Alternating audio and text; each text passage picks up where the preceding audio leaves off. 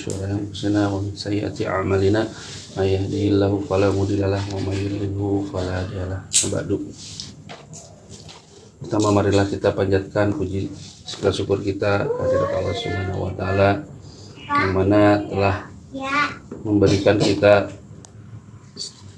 nikmat iman, Islam serta sehat sehingga kita masih bisa berkumpul di tempat ini.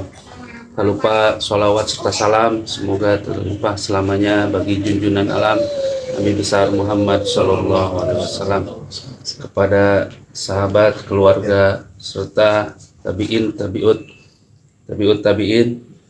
dan kita sebagai umatnya semoga mendapat syafaat kelak di hari akhir nanti. Amin. Alhamdulillah pada malam ini kita masih bisa melanjutkan kajian kita yang beberapa saat vakum ya, ada 2 atau 3 bulan. Dan mungkin untuk kajian kita kali ini akan membawakan tema interaksi suami wanita dan hukum interaksi wanita dan pria. Mungkin untuk mempersingkat waktu kita persilahkan pada Ustadz. Tafadhol Ustadz. Assalamualaikum warahmatullahi wabarakatuh. Waalaikumsalam warahmatullahi wabarakatuh. Alhamdulillahilladzi arsala rasulahu bil huda wa dinil haqq liyudhhirahu 'alad dini kullihi wa kafa billahi syahida. Asyhadu an la ilaha illallah wahdahu la syarikalah wa asyhadu anna Muhammadan abduhu wa rasuluh. Allahumma sholli ala sayyidina Muhammad wa ala alihi wa ashabihi wa man tabi'ahum bi ihsanin ila yaumiddin. Tak lupa marilah kita panjatkan puja dan puji syukur kehadirat Allah Subhanahu wa taala. Malam ini alhamdulillah kita bertemu dalam rangka beribadah kepada Allah Subhanahu wa taala. Jadi thalabul ilmi itu bagian dari ibadah. Jadi memang ibadah itu kan banyak macamnya, ya. Ada yang ibadah dalam pengertian ibadah mahdoh yang khusus langsung kepada Allah Subhanahu wa taala, seperti sholat ya, yang kita lakukan tiap hari ya. Atau puasa, ada haji ya. Thalabul ilmi itu masuk kategori ibadah. Sehingga ketika kita melaksanakan, menjalankan ya, yakinlah bahwa apa yang kita lakukan ini ya, itu mendapatkan pahala, mendapatkan ridho Allah Subhanahu wa taala. Lalu yang kedua, jadi ikhwan rahimakumullah, memang Pak Yoga waktu itu menyampaikan ke saya sebuah materi, yaitu intinya itu istiqomah dalam keimanan kita kepada Allah Subhanahu wa taala. Materinya cukup bagus sebenarnya yang diberikan. Cuma saya lebih tertarik untuk menyampaikan materi yang ingin saya sampaikan, yaitu interaksi pria dan wanita. Kenapa kok muncul judul itu? Jadi ceritanya saya baca berita di Twitter, Pak. Beritanya cukup menarik, tapi menyedihkan gitu ya. Apa itu? Yaitu berita di Sumatera Barat, Pak ya, di Padang. Sejak Lebaran, pasca Lebaran, itu ada 100 dan duda dan janda baru. Ya. Per hari. Ya, per hari. Ya.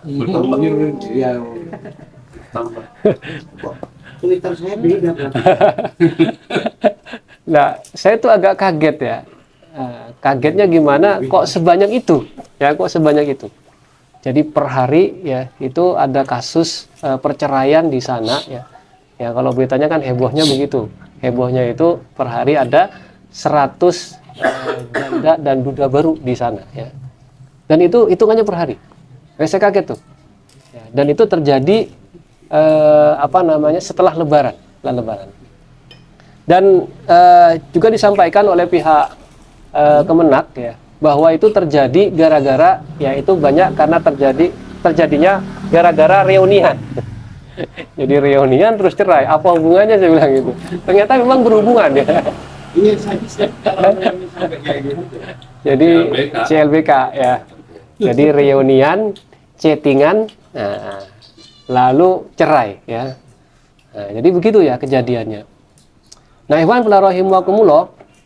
Nah, maka dengan kabar seperti itu ya, ini sebenarnya ya kita flashback lagi ke belakang ya. Sebenarnya memang di negeri kita yang negerinya mayoritas itu umat Islam, sebenarnya kita memang sudah bergeser pergaulan pria dan wanita itu ya menjadi pergaulan yang sudah bisa dibilang aturan-aturan keagamaan itu ya sudah menurun ya untuk dijalankan. Ya. Bisa dibayangkan ya di Jawa Timur ya, itu berita yang cukup mengejutkan. Sepanjang tahun 2022 itu ada 15.000 permintaan dispensasi nikah. Jadi dispensasi nikah itu maksudnya kalau dia nikah sebelum umur 19 tahun, umur 18, 17 gitu, dia harus minta dispensasi nikah. Ya, kenapa? Karena kan yang boleh di atas 18. Ya. Nah, kalau dia menikahnya kurang dari itu umurnya, maka dia harus minta dispensasi nikah. Nah, dispensasi nikah itu di Jawa Timur itu 15.000 kasusnya tahun 2022.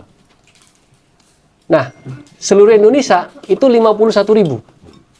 Ya. Dan kebanyakan kasusnya itu adalah hamil di luar nikah. Ya. Kebanyakan kasusnya itu adalah hamil di luar nikah. Nah, ini kan cukup mengejutkan ya, kaget ya. Tapi memang sangat menyedihkan.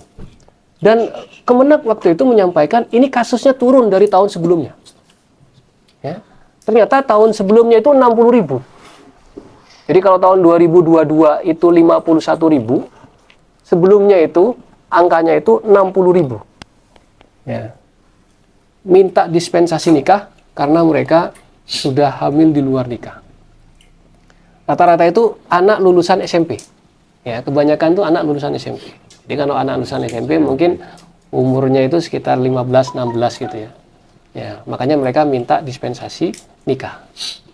Dan kejadiannya yang terbanyak di Jawa Timur pula kan gitu. Jadi kota santri lah gitu ya. Terbanyak di Malang kan gitu kan.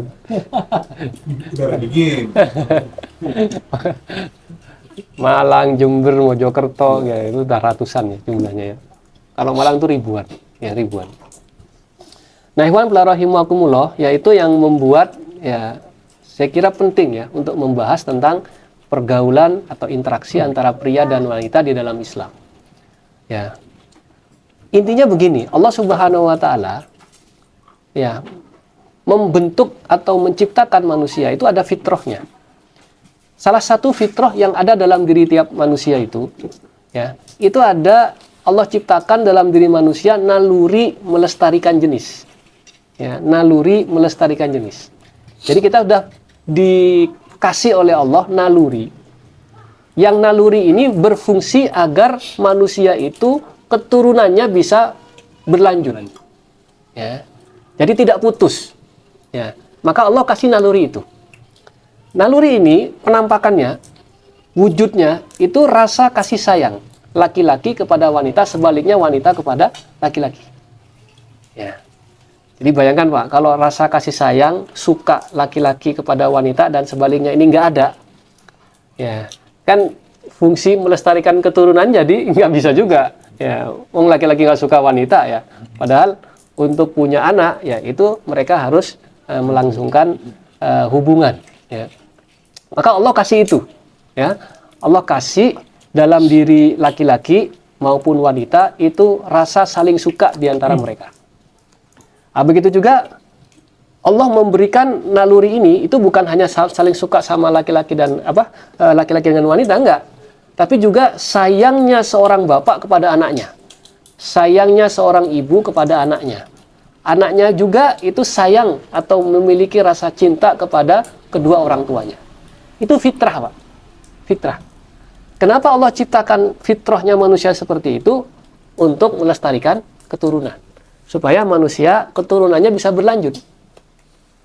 Nah, ikhwan fillah rahimakumullah, agar tujuan itu tercapai, ya, itu Allah tidak memberikan kebebasan kepada manusia untuk berinteraksi seenaknya.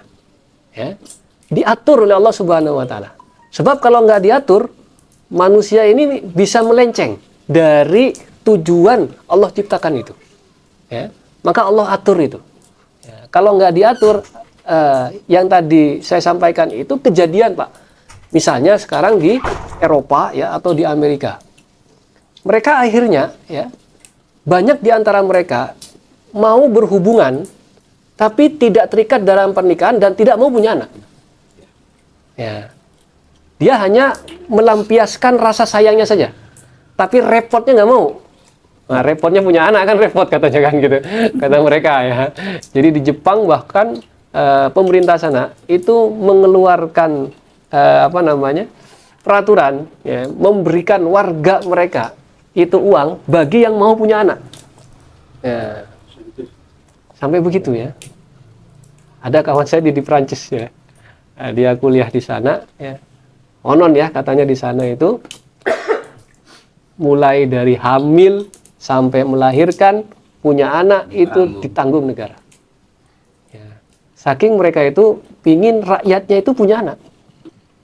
Coba diterapin di Indonesia kayak begitu. Terjadi ledakan penduduk katanya. Beberapa kali saya nonton wawancara dengan orang Jepang itu ya. Kenapa mereka nggak mau? Ya, mereka nggak mau punya anak. Ya, ternyata ketika ditanya, ya, mereka langsung jawab. Ya, mereka repot punya anak, padahal mereka mau fokus kerja. Ya, lalu yang kedua, punya anak itu biayanya besar. Ya, dia sodorkan tuh biaya ini, biaya itu, biaya dan penghasilan saya nggak cukup. Ya, sehingga mereka enggan untuk memiliki anak.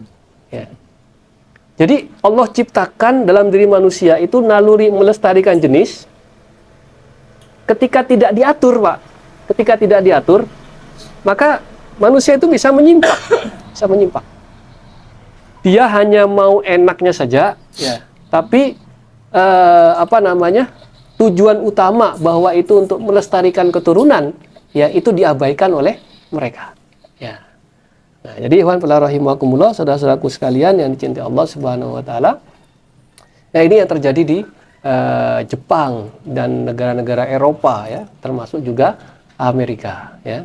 Di sana terjadi pergaulan bebas dan terbukti ternyata yang terjadi itu adalah kehancuran ya, kehancuran ya, apakah itu kehancuran mereka tidak mau punya anak lagi ya, atau kehancuran kebahagiaan mereka ya. Jadi tidak ada lagi kebahagiaan yang mereka nikmati ya, dalam sebuah institusi yang namanya keluarga ya. Kalau kita lihat berita artis ya di Amerika ya, gonta-ganti pacar ya, gonta-ganti pacar, mungkin nggak pernah berkeluarga ya mungkin ya. Pemain sepak bola ya Ronaldo kayak gitu ya, sampai sekarang bukan punya istri ya, punya pacar. Sampai di Arab Saudi itu, karena dia sudah di sana ya, main sepak bola ya. Itu aturannya dirubah, Pak. Di sana kan nggak boleh, ya tinggal serumah pacaran itu kan, nggak boleh. Nah, aturannya dirubah, ya, karena demi Ronaldo. Kacau juga ya. Nah, jadi ikhwan fillah rahimakumullah, saudara-saudaraku sekalian, maka Allah Subhanahu wa taala memberikan berbagai aturan kepada manusia agar manusia ini tidak melenceng ya, agar manusia ini tidak menyimpang. Dan penyimpangan ini terjadi real di tengah kita ya. Tadi yang saya sebutkan angkanya luar biasa ya, perkosaan yang juga luar biasa angkanya ya. Bahkan kita miris kan, ada anak umur 8 tahun memperkosa anak TK. 3 orang umur 8 tahun, anak SD ya. Anak SD kelas 2 ya, memperkosa anak ya TK ya. Jadi itu kan luar biasa ya. Kebayang nggak, Pak? Bisa kebayang nggak itu? Kita nggak bisa ngebayang ada orang kayak begitu, ada kejadian kayak begitu. Tapi nyatanya ada, ya nyatanya ada. Ya, ya di Jepang itu ya, lucu tuh. Banyak di antara mereka yang menikah dengan boneka. Ya. Saya baca ulang itu beritanya. Ini benar nggak sih gitu ya? Apakah manusia itu sudah serendah itu, ya serendah itu? Dia nikah sama boneka. Ya, nikah sama boneka. Nah, ikhwan fillah rahimakumullah, saudara-saudaraku sekalian yang dicintai Allah Subhanahu wa taala. Nah, mari kita lihat bagaimana ajaran Islam ya, itu mengatur ya interaksi laki-laki dan perempuan, ya, pria dan wanita, ya, sehingga ya tujuan-tujuan kita sebagai manusia di dunia ini bisa tercapai dan kita bisa hidup bahagia. Yaitulah peraturan-peraturan agama kita, peraturan agama Islam, ya. Maka mari kita perhatikan ya bagaimana hukum-hukum Islam terkait dengan masalah ini. Ya, ketika Allah Subhanahu wa taala, hukum yang pertama yaitu hukum perintah ya kepada laki-laki atau wanita itu untuk menikah. Ya. Itu kan tujuannya jelas. Menikah itu membangun sebuah keluarga, lalu dari keluarga itu muncul keturunan, kan begitu. Ya. Maka Allah Subhanahu wa taala berfirman dalam Al-Qur'an, "Fankihu ma tobalakum minan nisa masna wa sulasa wa ruba." Nikahilah, ya. Fankihu ma tobalakum minan nisa, ya. Nikahilah ya wanita yang baik-baik, ya. 2, 3 atau 4. Jadi ini perintah dari Allah Subhanahu wa taala untuk menikah. Bahasa 2, 3, 4 ini Al-Qur'an. Al-Qur'an. 2, 3, 4. Ya. Di Samsung. Jadi bahasanya itu memang kita itu perintahnya dalam ayat ini itu 2 dulu, Bang. Bukan 1 dulu. Fankihu ma tobalakum minan nisa, ya. Suruh nikah gitu ya dengan wanita yang baik, ya. Itu 2. Masna. Jadi perintah yang pertamanya 2. Langsung 2 kan gitu ya. Selama-lamanya pria itu 2. Wasulasa waruba, ya, 3 dan 4. Bagian itu kayak gitu. Di rumah pakai kamaran. Lalu ada ayat lanjutannya, ya. Wa in khiftum alla ta'dilu fawahid, ya. Jadi kalau khawatir tidak bisa berlaku adil, maka cukup 1, ya, cukup 1. Nah, maka ikhwan fillah rahimakumullah, ya. Ayat ini adalah ayat perintah untuk menikah. Jadi Rasulullah SAW juga bersabda, ya ma'syarus syabab man istata'a minkumul ba'ah falyatazawwaj. Ya, para pemuda, ya, wahai para pemuda, kalau kalian sudah mampu menikah, maka menikahlah. Jadi Imam Syafi'i itu menjelaskan apa yang dimaksud dengan mampu. Nah, kita kan berpikirnya mampu itu macam-macam, Pak, ya. Punya rumah, punya mobil, ya, mungkin punya motor gitu ya. Punya penghasilan tetap gitu ya. Ternyata nggak begitu yang dimaksud dengan mampu di situ. Ternyata yang dimaksud ya apa namanya ma'syarus syabab man istata'a minkumul ba'ah, siapa saja yang diantara kalian sudah mampu, falyatazawwaj, maka menikah. Mampu di situ maknanya adalah mampu hanya berhubungan badan. Itu maksudnya mampu. Jadi kalau sudah mampu berhubungan badan, Rasulullah memerintahkan ya para remaja, para pemuda itu untuk menikah. Artinya begini, Pak, menikah itu bukan perkara yang rumit sebenarnya.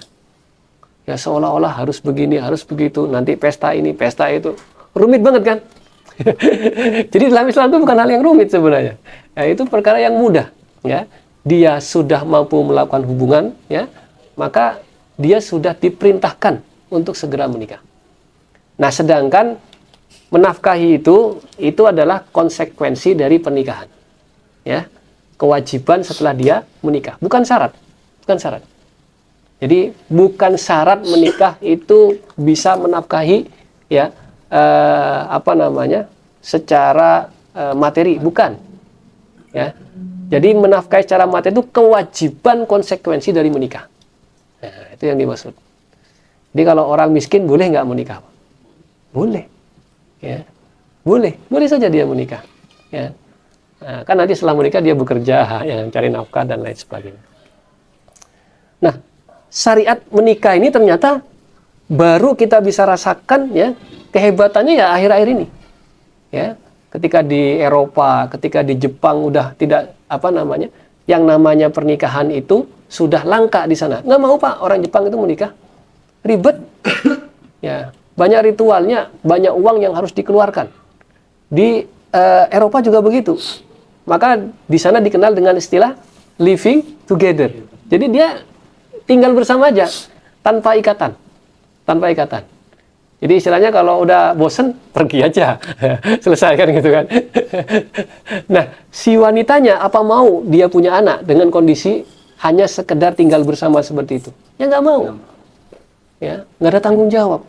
Ya.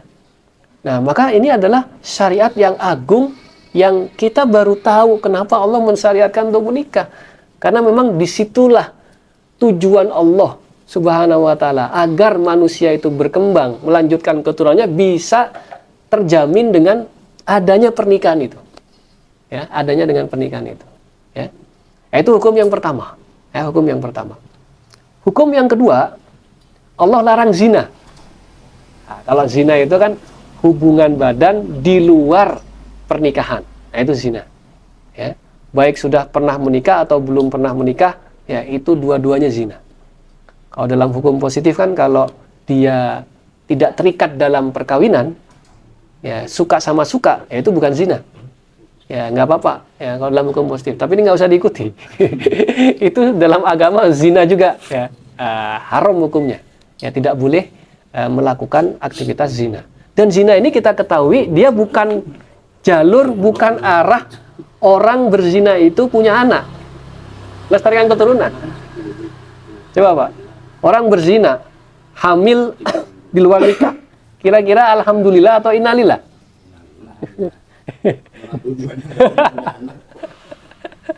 Tujuan cuma seneng-seneng kan gitu kan. Nah, maka yang terjadi memang pergaulan bebas yang ada saat ini itu tidak mengarah kepada tujuan Allah menciptakan manusia. Ya, salah satunya ketika manusia oleh Allah Subhanahu wa taala ya diarahkan ya untuk bisa melestarikan keturunannya, melanjutkan keturunannya. Ya. Itu hukum yang kedua, ya. Hukum larangan dari Allah Subhanahu wa taala ya, perzinahan, ya. Nah, hukum yang ketiga ya, itu adalah hukum di mana bagaimana orang yang belum menikah ya, itu terhindar dari perzinahan. Ya. Allah Subhanahu wa taala itu jaga betul, ya. Kenapa? Karena memang tujuannya itu untuk melestarikan keturunan. Sehingga dijaga oleh Allah Subhanahu wa taala gimana agar orang itu menikah menghindari zina. Lalu Allah Subhanahu wa taala juga membuat aturan agar orang itu mengarah kepada pernikahan bukan kepada perzinahan. Apa hukum yang ketiga yang ada di dalam Al-Quran, yaitu menjaga pandangan. Ya, jaga pandangan itu begini Pak. Jadi dalam agama kita haram hukumnya, ya, laki-laki itu melihat aurat wanita yang bukan mahram atau bukan istrinya. Haram hukumnya. Kenapa Pak? Karena yang memicu naluri, ya, naluri itu muncul, ya, untuk berhubungan. Itu adalah pandangan, ya, pandangan. Ya, maka Allah Subhanahu wa taala larang pandangan yang tidak syar'i tadi, ya. Allah berfirman dalam Al-Qur'an, "Qul lil mu'minina", ya, katakanlah kepada orang-orang yang beriman, yaghuddu min absarihim, agar mereka menjaga pandangannya. Ya, menjaga pandangannya. Nah, saya kemarin tuh mikir ya, kalau ada anak umur 8 tahun memperkosa, kan nggak kebayang Pak ya, dia tahu dari mana? Ya, harusnya belum tahu apa-apa dia, ya, tentang masalah itu. Oh, malah sekarang mau ada sex education kok, ya, supaya anak-anak itu bisa ngerti katanya. Lah ini umur 8 tahun memperkosa coba, pasti itu dari tontonan, pasti dari tontonan. Pasti dari penglihatan. Nah, mengapa Allah Subhanahu wa taala perintahkan kita untuk menjaga pandangan? Ya, menjaga pandangan. Kenapa? Karena dari pandangan itu. Ya mungkin ini yang turunannya ya sehingga memicu ya munculnya naluri secara terus-menerus di kehidupan umum itu adalah gambar-gambar porno, ya, pornografi atau porno aksi. Ya. Nah, jadi gini Pak, naluri itu muncul kalau ada stimulusnya. Ya, kita suka sama wanita gitu ya, atau muncul rangsangan, itu kan kalau ada stimulusnya, kalau ada wanitanya. Kalau pas lagi ngaji begini kan nggak muncul Pak. Enggak. Bahaya kalau muncul. Suka sama laki-laki. Nggak muncul Pak. Nah, kalau sudah muncul, nggak tersalurkan, apa yang terjadi? Gelisah, itu pasti, ya. Nah, bapak-bapak ini kalau sudah muncul tidak terpenuhi itu gelisah, Pak. Itu lazimnya manusia memang seperti itu. Ya, nalurinya itu seperti itu. Nah, bayangkan kalau pandangan kita ya terus kepada yang memicu munculnya naluri itu. Ya, apakah pandangan yang langsung ditujukan kepada wanita ya atau pandangan yang ada pada pornografi atau porno aksi. Itu muncul terus, Pak. Nonton, muncul terus. Nah, kalau nggak terpenuhi apa? Gelisah. Dan ada saat nanti kegelisahan itu memuncak dan bisa lahir yang namanya perkosaan, ya, pacaran dan lain sebagainya. Ya. Itu manusiawi, maksudnya memang nalurinya manusia itu begitu. Oleh karena itu Allah Subhanahu wa taala itu menjaga agar yang namanya munculnya birahi itu ya, itu bukan di kehidupan umum. Ya, bukan juga kepada selain istri. Tapi itu munculnya kapan? Kepada istrinya. Ya, kepada pasangan sahnya. Nah, kira-kira begitu. Ya, kalau kepada pasangan sah harus muncul, Pak. Kalau nggak muncul nanti nggak punya anak. Harus muncul ya kalau kepada pasangan sahnya ya, tapi di luar pasangan sahnya jangan muncul. Nah, kira-kira begitu, dicegah oleh Allah agar tidak muncul. Nah, gimana tercegahnya itu? Dengan hukum menjaga pandangan, diharamkan ya, menjaga pandangan. Kalau nggak sengaja gimana? Nah, kan gitu. Nah, kalau nggak sengaja kan nggak dosa, Pak, ya kan? Kalau nggak sengaja kan nggak dosa. Nah, kalau nggak sengaja gimana? Allah kasih tuntunan. Rasulullah SAW bersabda, la tudbi nadrota bin nadroti fa inna lakal ula wa laisa lakal akhirah. Ya, janganlah kamu ikuti pandangan pertama dengan pandangan berikutnya. Bagimu yang pertama bukan yang akhirah, bukan yang selanjutnya. Jadi kalau kita sudah terlanjur, maksudnya terlanjur itu nggak sengaja, harus dialihkan. Ya, jangan dilanjutkan. Nah, kenapa? Nah, kalau dilanjutkan itu akan memicu, pasti itu memicu. Kalau sudah terpicu, ya birahi manusia itu terpicu, itu kalau nggak disalurkan gelisah. Nah, kita kan semua sudah pernah muda, Pak ya. Jangankan muda ya, kayak gini aja kalau terpicu gelisah, ya itu pasti. Oh, dulu saya masih ya mungkin masih ini ya, masih alim-alimnya ya mungkin. Jadi kalau sudah gelisah, terpicu, saya tuh baca surat Al-Fatihah sampai hilang ininya ya. Kegelisahan itu hilang. Ya. Ya Pak, kan kalau ngelihat wanita, cewek cantik gitu ya, pakai pakaian seksi, itu pasti terpicu itu. Pikiran kemana-mana, itu pasti. Ya, kenapa? Karena memang tabiatnya manusia begitu, fitrahnya begitu. Nah, kalau nggak disalurkan, gelisah. Ya. Nah, kalau Rasulullah memerintahkan apa? Dialihkan dengan berpuasa. Ya. Nah, jika manistato aminkumul ba'a falyatazawwaj. Ya. Kalau tidak mampu gimana? Ya, maka disuruh alaikum bisyam. Ya, mereka diperintahkan untuk berpuasa. Ya, puasa itu kan mengalihkan sebenarnya. Mengalihkan dari nafsu yang menggebu-gebu itu menjadi ibadah kepada Allah Subhanahu wa taala. Jadi bukan meniadakan. Ya, kalau nalurinya tetap muncul, tapi lebih kepada mengalihkan. Ya agar lupa lah, kira-kira begitu. Ya agar lupa. Nah, itu hukum yang ketiga. Ya, Allah Subhanahu wa taala jaga agar tidak muncul itu nafsu itu ya di kehidupan umum. Ya, munculnya kapan? Kalau sudah sama pasangan yang sah. Ya. Di luar itu Allah perintahkan untuk menjaga pandangan. Hukum yang keempat. Allah jaga manusia agar tidak liar seperti yang kasus-kasus yang tadi saya sampaikan. Itu dengan kewajiban seorang wanita ketika dia keluar rumah untuk menggunakan jilbab. Ya. Kan biar sinkron, Pak ya. Kita diperintahkan untuk jaga pandangan, tapi objek yang mau dijaga itu juga harus menggunakan jilbab.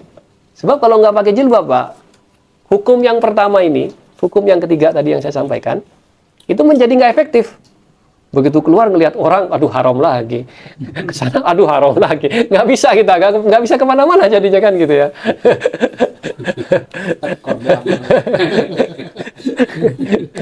Maka Allah Subhanahu Wa Taala perintahkan wanita keluar rumah harus menggunakan jilbab. Ya.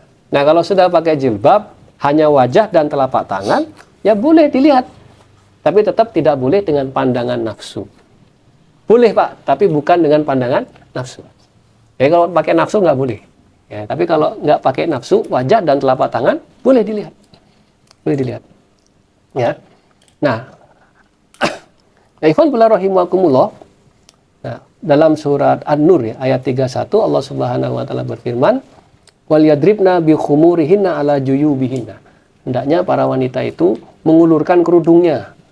Jadi khumur itu jamak dari himar. Himar itu kerudung, Pak. Jadi orang dulu ya itu pakai kerudung. Cuma kerudungnya itu cuma hanya sekedar kerudung gini, tutup kepala. Tutup kepala. Lalu Islam datang, itu perintahnya itu wal yadribna bi khumurihinna ala juyubihinna. Agar kerudungnya itu nutupin kepala, ya, wajah boleh ditampakkan ala juyubihinna. Nah, dadanya juga ditutupi dengan kerudung tersebut. Nah, makanya kalau sekarang ya kerudung-kerudung yang seperti itu ya. Nah, cuma nggak boleh kerudung itu diikat-ikat itu. Nah, itu nggak boleh. Karena perintahnya kan ala juyub. Harus diulurkan hingga ke bagian dadanya. Itu perintah pertama menggunakan kerudung. Nah, perintah kedua itu menggunakan jilbab. Ya, dalam surat Al-Ahzab itu 59. Ya ayyuhan nabi qul li aswajika wa banatika wa nisa'il mu'minin yudnina 'alaihinna min jalabibihinna. Wahai nabi, katakan kepada istrimu, anak-anak perempuanmu, yudnina 'alaihinna min jalabibihinna, agar mereka menggunakan jilbab. Jilbab itu Pak, gamis. Ya, kenapa kok ayat ini memerintahkan pakai gamis gitu ya? Karena gamis itu tidak membentuk tubuh. Ya. Jadi pakaian wanita ketika keluar rumah itu nggak boleh membentuk lekuk tubuh wanita. Jadi kasirdab seperti terowongan. Ya, kalau dalam kamus itu. Apa sih jilbab? Ya, jilbab itu kan gamis. Ya, kasirdab seperti terowongan. Sehingga tubuh wanita itu tidak terlihat lekuk-lekuk tubuhnya. Jadi harus tidak boleh transparan, ya. Jadi warna kulit transparan itu maksudnya warna kulitnya itu tidak kelihatan. Dan harus longgar, ya, tidak boleh lekuk tubuhnya itu nampak. Nah, kenapa kok begitu? Ya, supaya manusia, laki-laki itu nggak piktor, Pak. Ya. Jadi sudah ditutup, tapi kalau kelihatan bentuknya, piktor juga gitu ya. Jadi benar-benar dijaga sampai begitu, sampai bentuknya itu oleh Allah ditentukan, ya. Tidak boleh ada lekuk tubuh yang nampak di sana, ya. Tidak boleh nerawang, ya. Karena memang tujuannya adalah menjaga agar di kehidupan umum, ya, di luar, bukan kehidupan pasangan laki-laki dan wanita dalam pernikahan, itu hubungan laki-laki dan wanita itu sifatnya umum, ya, sifatnya umum. Bukan hubungan yang sifatnya kelaki-lakian dan kewanitaan. Ya, paham maksudnya Pak ya? Perdagangan gitu misalnya ya. Ya, perdagangan atau ijaroh. Nah, ijaroh itu seorang pegawai laki-laki yang mempekerjakan misalnya pegawai perempuan. Ya, itu boleh-boleh saja. Boleh-boleh saja. Jadi hubungannya sifatnya hanya hubungan bisnis kan gitu kan. Di luar itu tidak. Ya, di luar itu tidak. Nah, kalau mau lebih dari itu ya nikahi dulu. Nikahi dulu ya, berarti hubungannya sudah meningkat, bukan hanya sekedar hubungan bisnis ya, tapi hubungan yang sifatnya kelaki-lakian dan kewanitaan. Ya. Ada juga misalnya interaksi yang dibolehkan di dalam syariat ya, selain perdagangan, misalnya dalam hal kesehatan. Boleh. Ya, dokternya laki-laki, pasiennya wanita, boleh. Ya, dalam Islam boleh. Ya, boleh saja. Bahkan seorang dokter boleh melihat sebagian aurat dari wanita, ya, dokternya karena memang ada hajat di sana, ada kebutuhan di sana. Ya, boleh-boleh saja kalau ada hajat kebutuhan untuk melihat si pasiennya. Apalagi mau operasi kan nggak mungkin nggak dilihat kan, mau operasi gitu ya. harus berjilbab dia.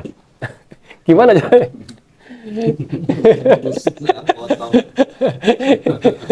Ya. Ya itu memang ada hajat di sana. Ya bahkan di zaman dulu ya para sahabat tuh ketika untuk mengetahui ini ketika dia melakukan pelanggaran ini sudah balik apa tidak? Ya. Kan kamu udah mimpi belum kan gitu? Kan nggak bisa ditentukan kan gitu kan. Misalnya jakunnya juga nggak ada. Ya salah satunya apa? Dicek kemaluannya misalnya. Ya, apakah sudah tumbuh rambut atau apa ya dan tanda-tanda bahwa dia memang sudah balik. Ya, apa memang sudah balik. Kenapa? Karena kalau belum balik nggak kena hukum. Ya, belum kena hukum. Ya. Kalau bahasa sekarang masih kenakalan remaja, kenakalan remaja. Ya, makanya saya bilang umur 8 tahun itu kenakalan remaja itu. Tapi sudah melakukan perbuatan yang sangat bejat seperti itu. Ya.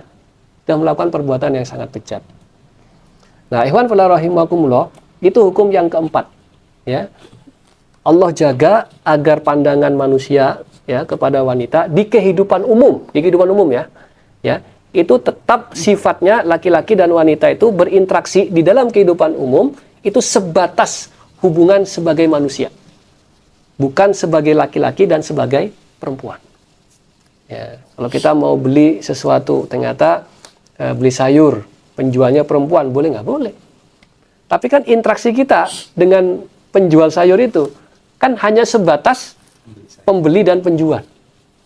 Ya. Makanya ihtilat, hubungan yang sifatnya laki-laki dan wanita, kalau itu dilakukan bukan kepada pasangan hidup, ya orang yang sudah menikah itu hukumnya haram juga, nggak boleh. Ya, nggak boleh. Ya contoh begini, ya. Nah, penjualnya wanita, ya, pembelinya laki-laki. Lalu di sana ada unsur rayu-merayu gitu misalnya ya. Bukan dalam pengertian tawar-menawar, bukan. Ya, mungkin pedagangnya cantik. Ya. Nah, boleh nggak seperti itu? Nggak boleh. Interaksi laki-laki dan wanita bukan pasangan hidupnya, ya, bukan di dalam pernikahan. Itu tidak boleh hubungan yang sifatnya khusus. Ya, sebagai manusia aja. Ya, dia melakukan jual beli, ya udah silakan. Kalau mau khusus gimana? Nikahi, gitu. Nikahi dulu. Ya, saya mau rayu merayu deh dengan orang itu. Ya nikahi dulu. Ya, jangan langsung melakukan perbuatan yang ya apa namanya di luar kebutuhan yang sudah ditetapkan. Ya, jadi dalam hal pendidikan, ya itu boleh ya. Seorang guru kepada muridnya, ya. Dalam hal kesehatan, ya, seorang dokter kepada pasiennya, dalam hal muamalah, perdagangan, ya, interaksi laki-laki dan wanita itu memang dibolehkan. Karena di sana memang ada hajat, ada kebutuhan untuk melakukan interaksi. Ya. Nah, kalau tidak ada hajat, tidak ada kebutuhan, al-aslu, ya, hukum asalnya laki-laki dan wanita itu terpisah. Terpisah, Pak. Ini hukum yang kelima. Ya. Jadi contohnya nih, Rasulullah ketika ke masjid nih, itu dipisah laki-laki dan wanita. Laki-laki depan semua, wanita di belakang semua. Pernah nggak ada ceritanya Rasulullah mencampur tuh? Laki, perempuan, nggak ada, Pak. Nggak ada riwayatnya kayak itu. Pasti dipisah oleh Nabi. Taklim juga begitu, dipisah oleh Nabi tuh. Laki-laki depan, perempuan di belakang. Sempat wanita itu mengusulkan kepada Nabi, wahai Rasulullah, saya tidak mendengarkan ceramahmu. Lalu Rasulullah waktu itu membuat forum tersendiri untuk para wanita. Yaudah kalau gitu pisah dah. Ya, laki-laki sendiri, wanita sendiri. Supaya apa? Suara Rasulullah bisa terdengar. Ya kan depan biasanya lagi semua, Pak. Ah, memang Rasulullah dipisah. Jadi kalau keluar masjid, Pak. Ya, Rasulullah itu kan wanita itu di belakang ya. Jadi yang memisahkan biasanya anak-anak tuh. Ya, habis anak-anak biasanya wanita.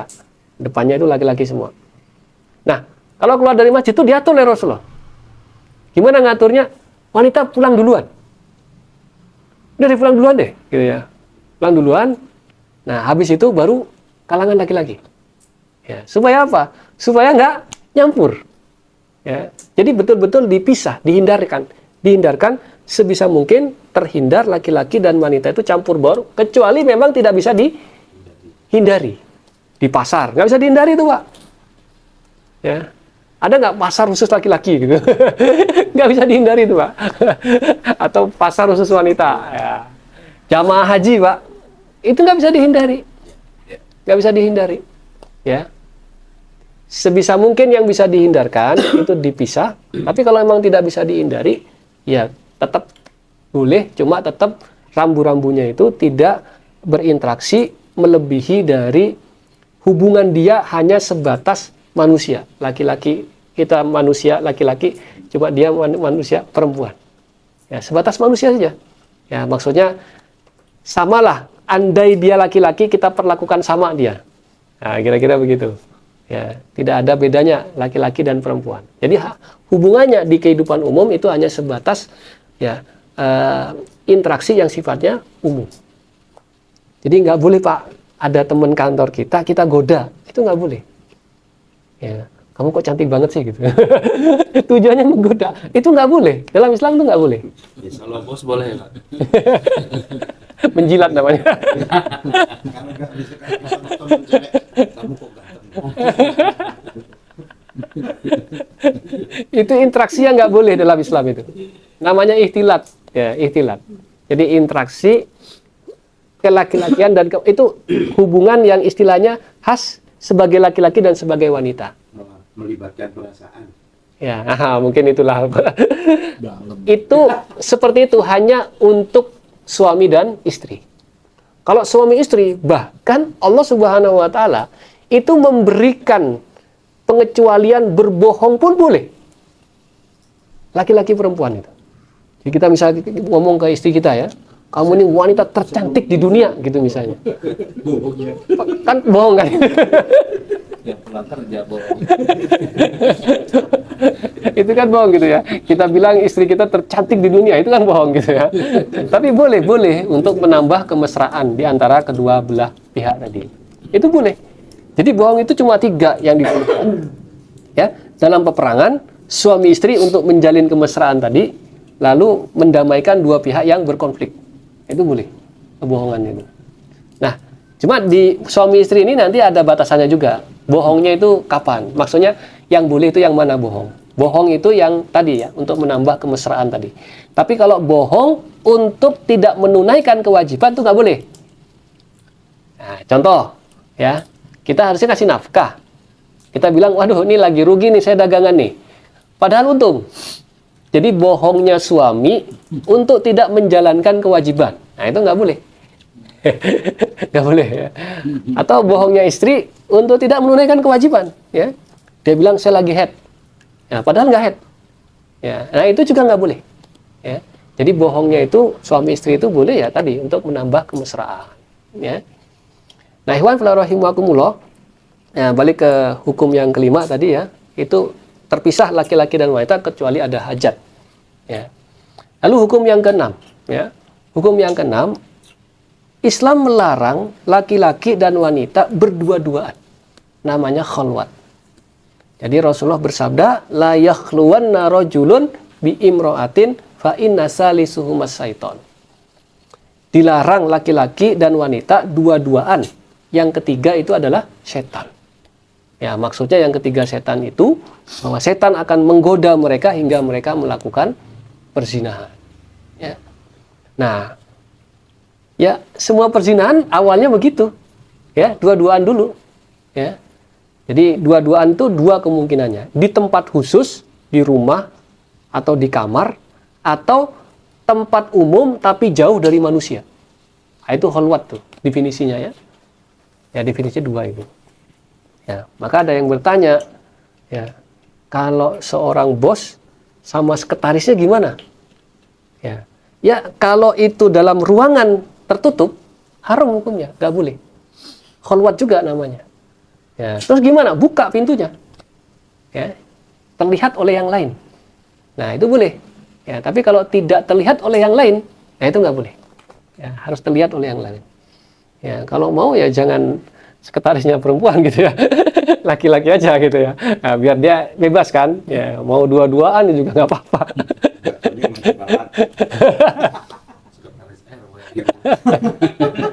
Kalau cowok nggak boleh kalau misalnya tadi ya, harus dibuka pintunya ya, harus dibuka pintunya. Ya. Ya. Nah, ikhwan fillah rahimakumullah, khalwat dilarang dalam Islam. Kenapa? Karena memang khalwat itu pintu, ya, pintu untuk masuk menjadi perzinahan. Ya. Dan ini banyak sekali yang melakukan ini ya, terutama remaja yang sedang pacaran. Yang biasanya nyepi mereka itu ke tempat-tempat yang jauh dari manusia ya, dan melakukan hal-hal yang dilarang dalam agama kita. Lalu hukum yang berikutnya ya, hukum yang keenam tadi ya, khalwat, larangan khalwat ya. Hukum yang berikutnya, hukum yang ketujuh, yaitu larangan tabarruj bagi wanita. Tabarruj itu begini, tabarruj itu menonjolkan kecantikannya dengan berbagai perhiasan yang dimilikinya. Itu nggak boleh ya. Dandan misalnya ya, dandannya itu menor, nah itu nggak boleh. Pakai parfum yang parfumnya itu, kalau ada iklannya tuh Pak ya, kan ada iklannya. jadi kalau pakai parfum itu ya laki-laki jadi nafsu sama dia. Itu nggak boleh itu ya. Bahkan Rasulullah sampai menyebutkan ya, kalau ada wanita ya, dia lewat di kerumunan laki-laki ya, lalu parfumnya ya atau minyak wanginya itu tercium, ya itu kazaniyah, itu seperti pelacur ya. Maksudnya hukumnya nggak boleh, haram gitu ya. Ya. Nah, jadi nggak boleh. Ya, saya pikir-pikir memang ya, wanita di dalam kehidupan umum itu kan tujuannya untuk merealisasikan kebutuhannya, bukan menarik perhatian laki-laki. Ya. Jadi dandan boleh nggak? Boleh, cuma nggak boleh menor, biasa aja. Pakai parfum juga boleh kan? Ya, biar nggak kucel gitulah maksudnya. Itu aja, jangan sampai menarik perhatian laki-laki. Pakai parfum boleh nggak? Boleh, tapi parfum yang tidak menyengat sehingga menarik perhatian laki-laki. Ya. Parfum wangi buah lah dokter. Perhatian lebah.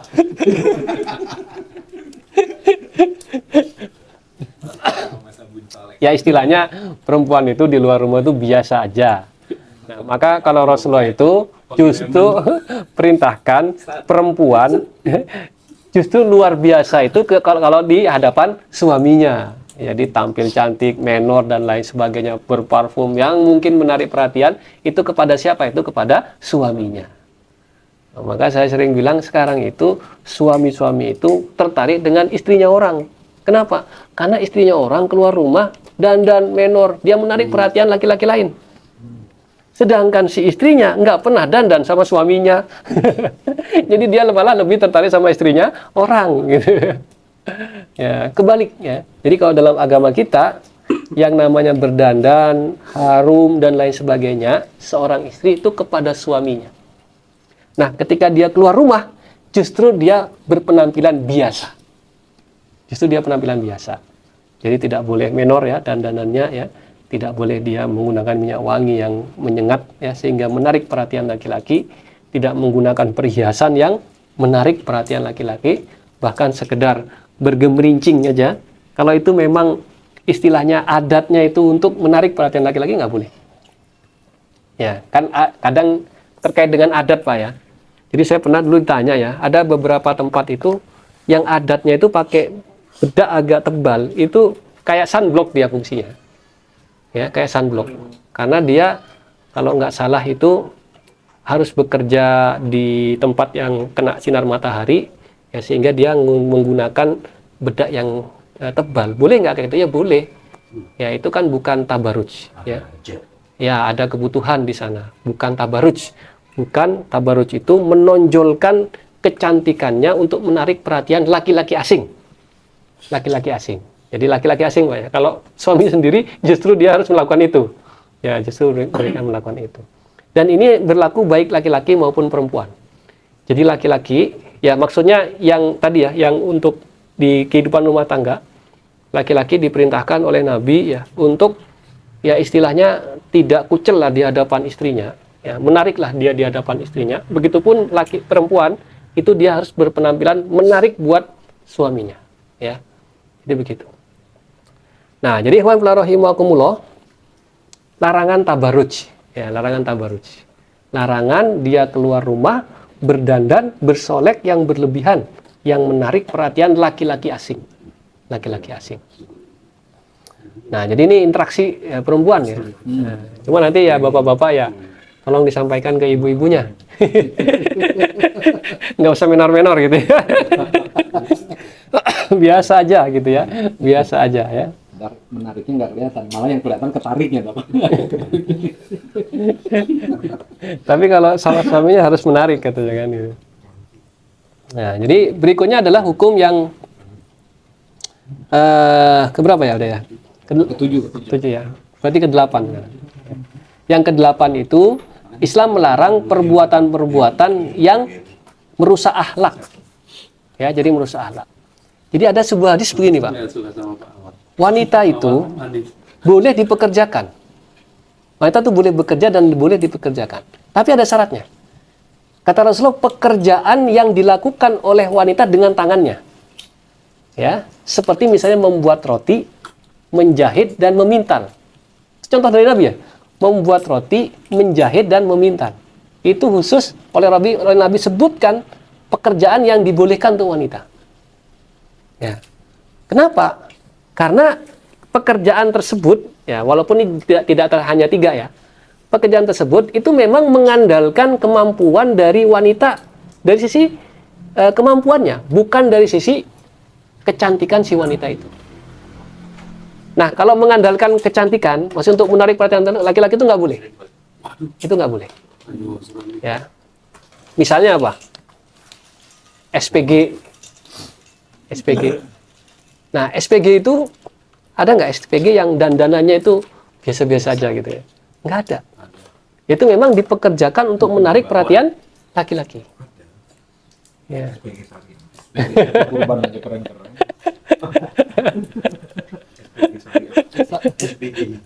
Biasa aja harusnya ya.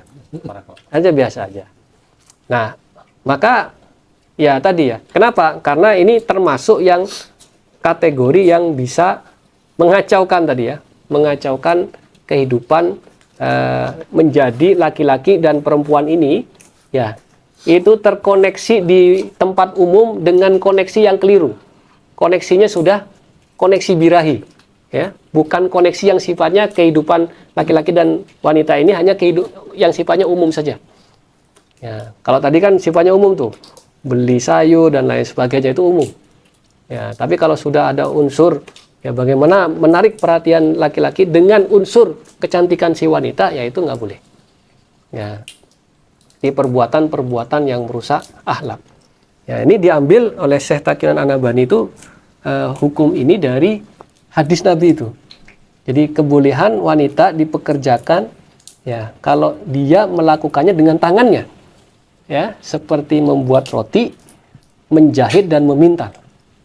Ya, jadi sekretaris itu masuk itu, Pak. Ya, kenapa? Ya karena dia ngetik-ngetik, bikin surat gitu kan. Karena keahliannya gitu ya. Itu boleh-boleh saja, ya. Ya, atau akuntan. Nah, itu boleh-boleh saja, ya, berhitung kan gitu kan. Ya, tapi kalau SPG nggak boleh. Ya. Nah, kecuali tadi mungkin ada ya dari Pak Armada tadi ya, SPG syariah ya. Ya, maksudnya dia hanya menjual saja. Ya, dia menjual saja ya. Tapi tidak menggunakan tidak melakukan tabarruj tadi. Menarik perhatian laki-laki dengan dandanan-dandanan dan pakaian yang melanggar ketentuan syariat, ya. Ya, mungkin pakai jilbab gitu ya. Nawarinnya juga mungkin agak sadis dikit gitu ya. Nih, kalau mau beli kalau kagak.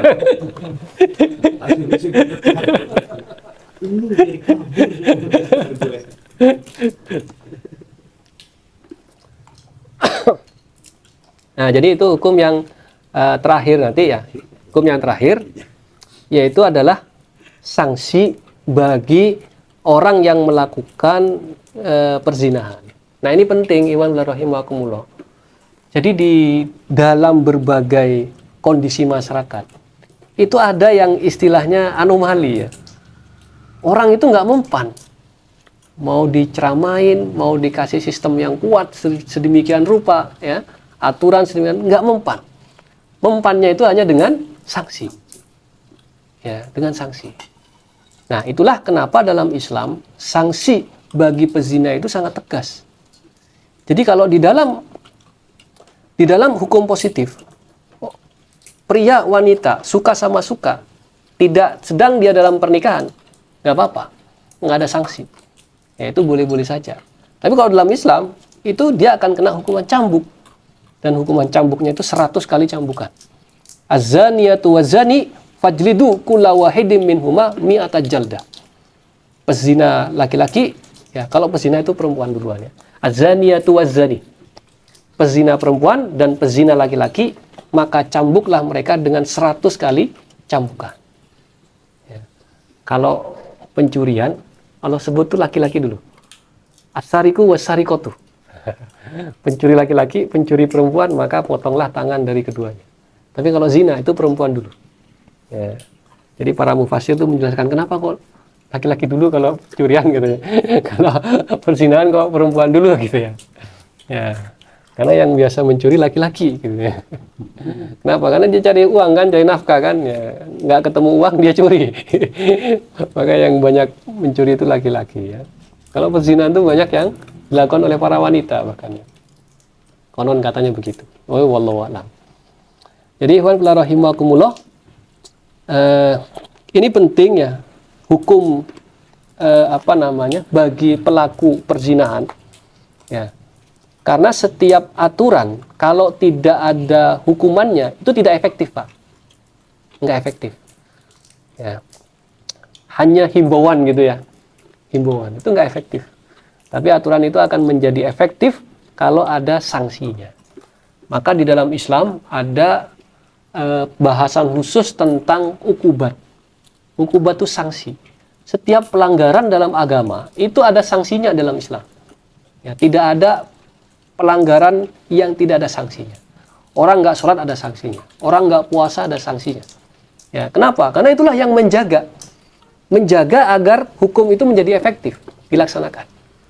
Ya, ada saja orang-orang yang tadi dia tidak melakukan atau melanggar hukum ya, melanggar aturan Allah Subhanahu wa taala, melanggar syariatnya Allah Subhanahu wa taala dengan berbagai mekanisme yang sudah ada, dia tetap melanggar.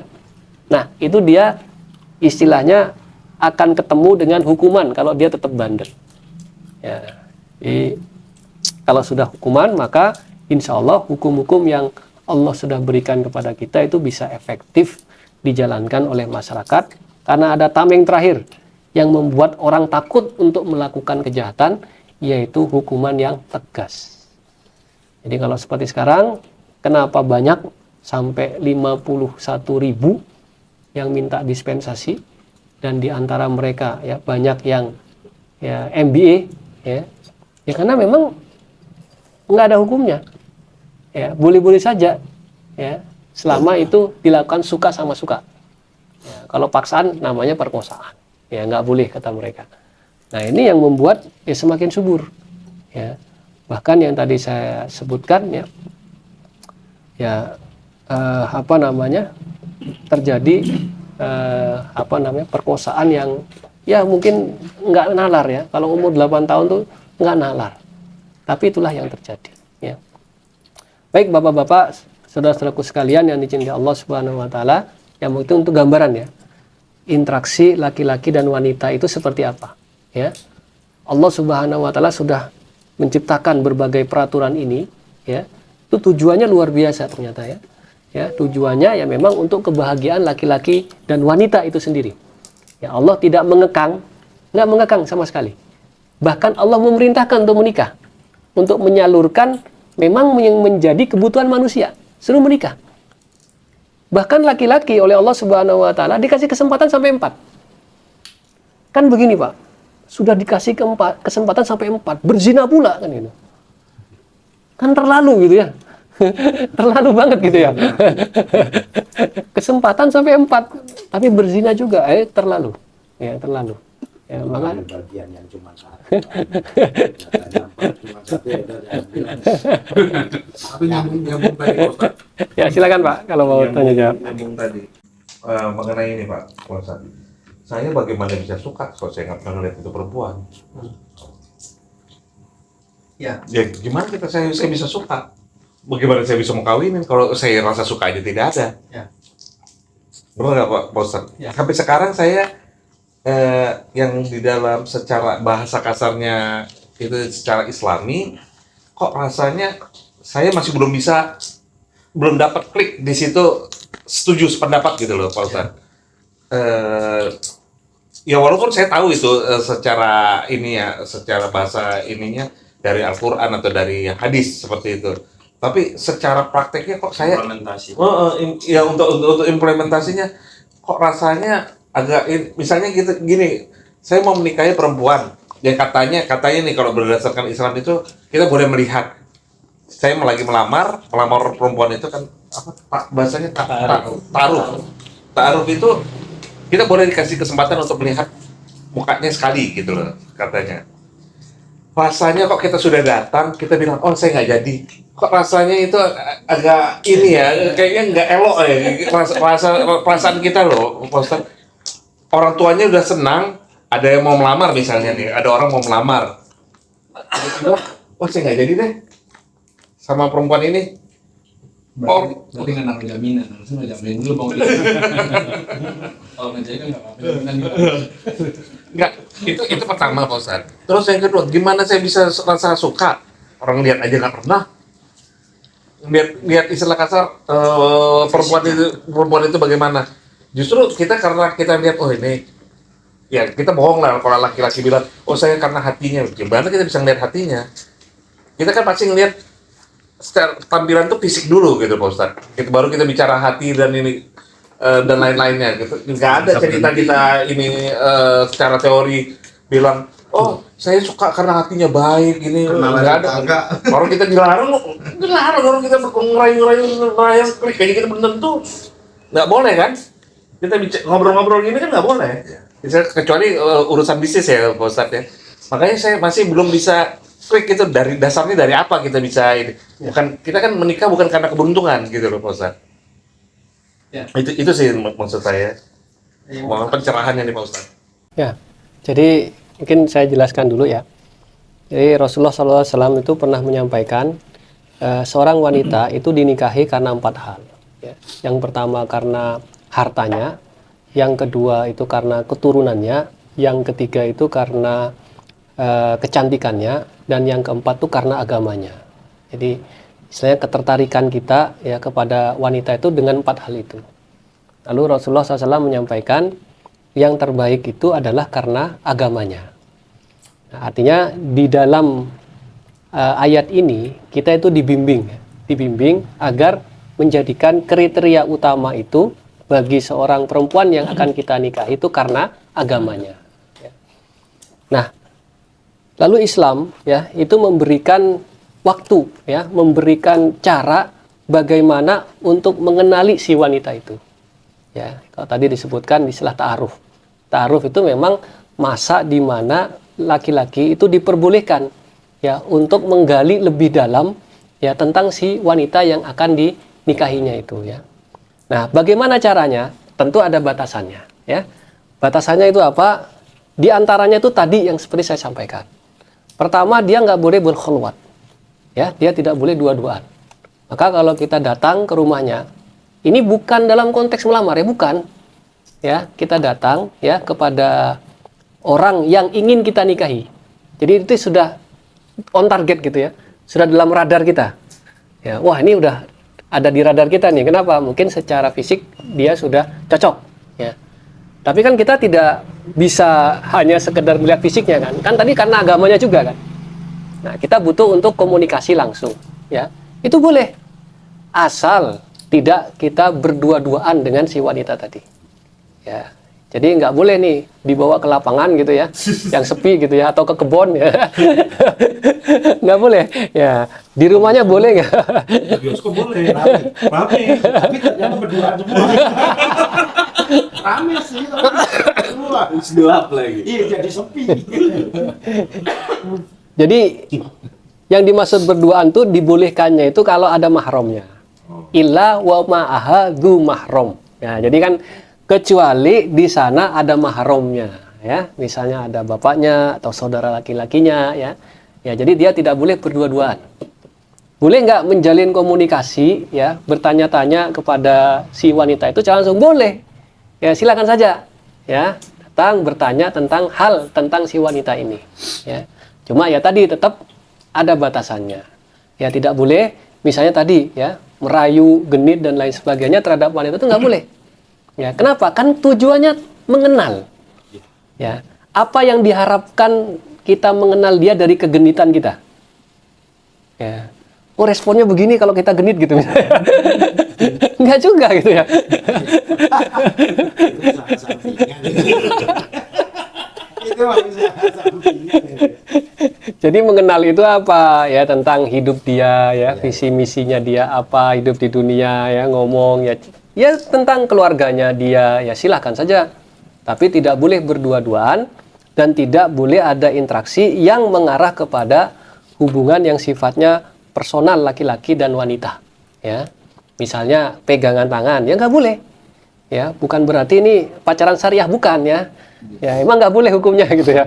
Kalau pacaran syariah nggak usah pegangan tangan ya misalnya ya, enggak ya, karena memang interaksi itu boleh memang karena ada hajat, ada kebutuhan. Dalam konteks ini seorang yang mau menikahi ya dia sudah, jadi ini kebolehannya itu gini Pak, dia sudah siap mau menikah nggak? Nah maka itu boleh dalam syariat untuk berkenalan, melakukan ta'aruf. Kalau dia belum mau menikah, nggak boleh. Nggak boleh. Lah kalau belum mau menikah emang ngapain? Seneng-seneng aja. Nah ini yang nggak boleh dalam agama. Kita datang nih, kita memang mau menikah. Ya, nah itu boleh hukumnya. Yes. Ini memang tujuannya saya mau menikah, cari orang yang mau dinikahi. Ya, ya mungkin di awal itu dengan apa? Bisa dengan melihat, ya, mungkin lewat depan rumahnya dulu gitu ya. Bisa dengan foto, sekarang yang ramai juga begitu kan? Ya, tukar-tukaran CV, ya. Itu boleh, itu perkara yang memang hukumnya boleh. Ya, kenapa? Karena tujuannya untuk perkenalan. Bahkan ada ulama, Pak, ada ulama yang mengatakan, ya, walaupun ini jadi perdebatan ya, seorang pelamar itu dibolehkan untuk melihat sebagian aurat dari si wanita. Hah? Wow. Ya, Putusan. pelamar ya ini ya. Bukan utusan. Dia sendiri. Pelamar. Khusus pelamar. Bisa aja perempuan. Ya. Enggak, Pak, pelamar, laki-laki, Pak. Oh, laki-laki juga? Iya. Tapi ini masih debatable. Maksudnya mayoritas ulama masih mengatakan tidak boleh. Kenapa kok boleh? Kenapa kok boleh? Karena ada hadisnya. Ketika Rasulullah mengatakan undur ilaiha, lihatlah dia. Kata ulama yang mengatakan boleh melihat sebagian dari auratnya. Nah, kalau undur ilaiha itu harus kita diperintahkan untuk melihat. Kalau hanya sebatas wajah dan telapak tangan ya nggak perlu. Nggak perlu ada hadis ini. Nggak perlu. Argumennya begitu ya. Ya, kenapa? Kan kalau cuma wajah dan telapak tangan udah kelihatan. Argumennya begitu. Udah kelihatan. Hadis tadi. Mengatakan hadis ini sampai mengatakan undur ilaiha, ya, lihatlah dia, ya. Nah, maksudnya itu apa? Kan hadisnya gitu, undur ilaiha, lihatlah dia, ya, di sana Anda itu akan cenderung kepada orang itu.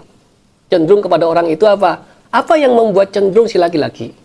Ya, itu dalam konteks undur ilaiha tadi. Makanya ulama membolehkan, misalnya si wanita itu menggunakan mihnah. Mihnah itu pakaian rumah, pakaian rumah. Ya, kayak daster, pakaian rumah. Yang kelihatan rambutnya, kelihatan sebagian tangannya, dan sebagian kakinya. Auratnya segitu, Pak. Tapi harus dia adalah memang orang yang mau menikah. Mau menikah. Jadi bukan orang, kamu menikahnya kapan? Saya 5 tahun lagi. Terus dia cari tuh si wanita, dia lihat wanita satu-satu gitu. Itu nggak boleh. Ya, jadi memang dia serius mau menikah. Ya. Nah, masalah ditolak, ya tadi seperti Pak Armada sampaikan, ini sebenarnya ini masalah kebiasaan saja. Maksudnya begini, sekarang kebiasaannya itu kalau sudah datang terus ditolak, itu seperti aib. Itu masalah kebiasaan, Pak. Itu masalah kebiasaan. Nah, kalau nanti kebiasaan itu berubah, ya, jadi berubah nih, ya, ditolak itu biasa, ya, maka jadi tidak masalah, ya.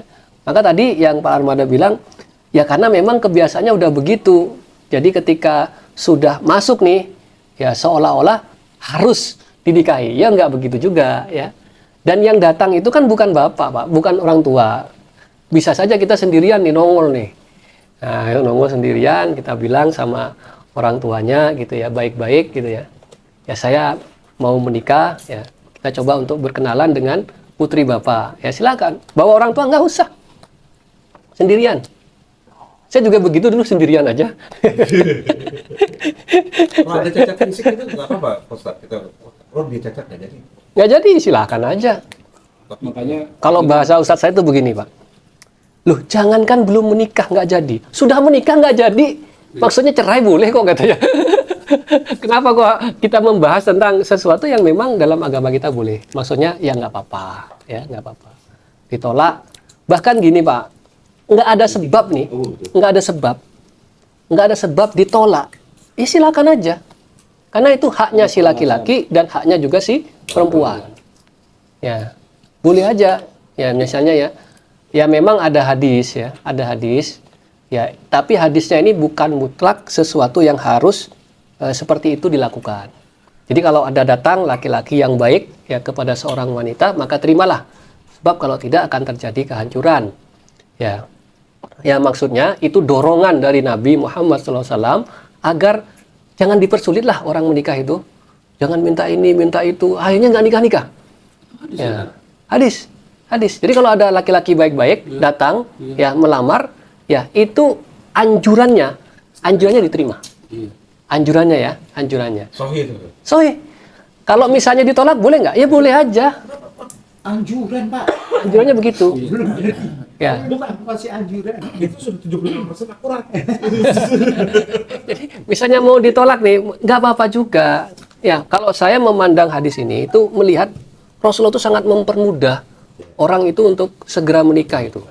Ya, jangan ditunda-tunda, jangan kita membuat banyak berbagai kriteria yang harus kita penuhi ya. Akhirnya apa? Susah, nggak jadi-jadi, nggak nikah-nikah. Ya, ini banyak kan orang yang seperti itu. Terlalu banyak keinginannya. Ya, akhirnya apa? Nggak nikah-nikah. Ya. Nah, dan ini terjadi baik laki-laki maupun perempuan, sama aja. Ya, sama aja. Nah, kawan saya umurnya sudah di atas 35, nggak nikah-nikah. Ya, saya tanya, kamu apa sih? Terus waktu itu saya makan di di sebuah rumah makan ya di kantor itu. Saya tanya, kamu ini apa sih ininya? Kok susah gitu masalahnya gitu ya, sampai seumur gini belum menikah. Nikah itu kan ibadah, saya bilang gitu. Kasihan juga ibunya kan gitu kan. Ibunya nuntut segera menikah tapi nggak nikah-nikah. Terus waktu, Mas, tolong Mas, arah jam 2 katanya. Wow, kalau arah jam 2 susah nih. Kamu harus ngaca, saya bilang. Waduh, jadi berat ininya ya kriterianya. Karena kriterianya berat, jadinya susah juga dia untuk menikah. Ya. Sekarang anak kita perempuan, sama anak kita yang perempuan harus nanya dulu kan, apa orang tuanya bisa langsung memutuskan. Nah, enggak, kalau dia itu masih perawan ya, bukan janda ya. Kalau bukan janda, ya orang tuanya harus nanya kepada si perempuannya, karena si perempuannya itu punya hak. Ya, kalau jandanya itu sendiri bisa menjawab. Ya, kalau si ini masih dua itu masih harus minta persetujuannya, baik walinya maupun si anaknya. Ya. Tapi gini Pak, itu kan hukum asalnya ya. Ada juga hukum yang sifatnya arahan. Arahan itu maksudnya ininya ya, sebaiknya seperti apa? Ya. Jadi kan gini, si anak bisa menolak, si wali juga bisa menolak. Itu kan hukum asalnya. Tapi hukum yang sebaiknya bagaimana? Hukum yang sebaiknya gimana? Nah, hukum yang sebaiknya itu adalah si wanita ketika itu sudah terima, si walinya itu tidak membuat yang namanya penghalang ya atas apa yang dikehendaki oleh si wanita. Kan Allah tegas di dalam Al-Qur'an ya. Janganlah kamu menghalang-halangi pernikahan seseorang. Ya, termasuk walinya nggak boleh menghalang-halangi. Ya, nggak boleh menghalang-halangi. Maka berdosa kalau dia menghalang-halangi. Ya, cuma begini, ada keputusan wali yang bisa dibenarkan ketika si laki-lakinya ini itu memang tidak layak untuk dinikahi. Laki-lakinya nggak sholat gitu misalnya. Nah, kamu sholat nggak, Le? Nggak, Pak, gitu misalnya. Nah, itu bisa tuh si wali itu mengatakan, oh nggak. Walaupun si wanita bilang, oh saya sudah oke nih dengan si laki-laki nih. Karena mungkin pekerjaannya bagus, tampan dan lain sebagainya. Tapi si walinya ketika misalnya ada hal yang prinsip ya, yang dia bisa tolak, dia bisa tolak. Dia bisa mengatakan tidak karena dia tidak sholat gitu misalnya. Tapi Pak, kalau tidak ada alasan syar'i, ya, tidak ada alasan syar'i ini ya, yang memungkinkan si wali ini untuk menolak, tapi dia tolak, dia berdosa. Dia berdosa. Misalnya si laki-laki soleh, ya, bukan namanya soleh ya, tapi dia memang menjalankan, ya, bukan orang fasik lah ya, bukan orang fasik, ya. Terus dia mungkin sudah ada pekerjaan dan lain sebagainya. Lalu ditolak karena apa? Kurang ganteng misalnya. Nah, itu si wali berdosa. Si walinya ya, yang menolak itu dia berdosa. Kenapa? Perempuannya udah oke. Perempuannya udah oke, ya. Tapi ada pertimbangan yang tidak syar'i untuk menolak. Ya, itu masuk kategori menghalang-halangi. Itu masuk kategori menghalangi. Karena tidak syar'i, Pak. Karena tidak syar'i. Ya, tadi misalnya tidak syar'i itu kayak apa? Kurang ganteng misalnya. Itu enggak syar'i. Enggak syar'i. Terus misalnya ini bukan suku ini. Itu juga enggak syar'i. Kalau nggak ada kerjaan, Kalau nggak ada kerjaan, pengangguran gitu. Syar'i. enggak. Jadi gini, pertanyaannya itu bukan ke situ sebenarnya, bukan masalah pekerjaan. Nanti kalau dia mau nggak menafkahi si wanitanya ini, ya bisa jadi dia tidak punya pekerjaan tapi anaknya orang kaya. Ya. Bisa jadi, kan masalahnya gini Pak, masalahnya itu menafkahi, bukan dia punya pekerjaan atau tidak. Ya, menafkahi. Ya, jadi bisa jadi dia, oh saya bertanggung jawab, saya mau nafkahi, saya punya rencana pekerjaan begini dan begitu. Nah itu boleh. Ya, jadi kita tidak bisa istilahnya menolak ketika si anaknya ini sudah setuju.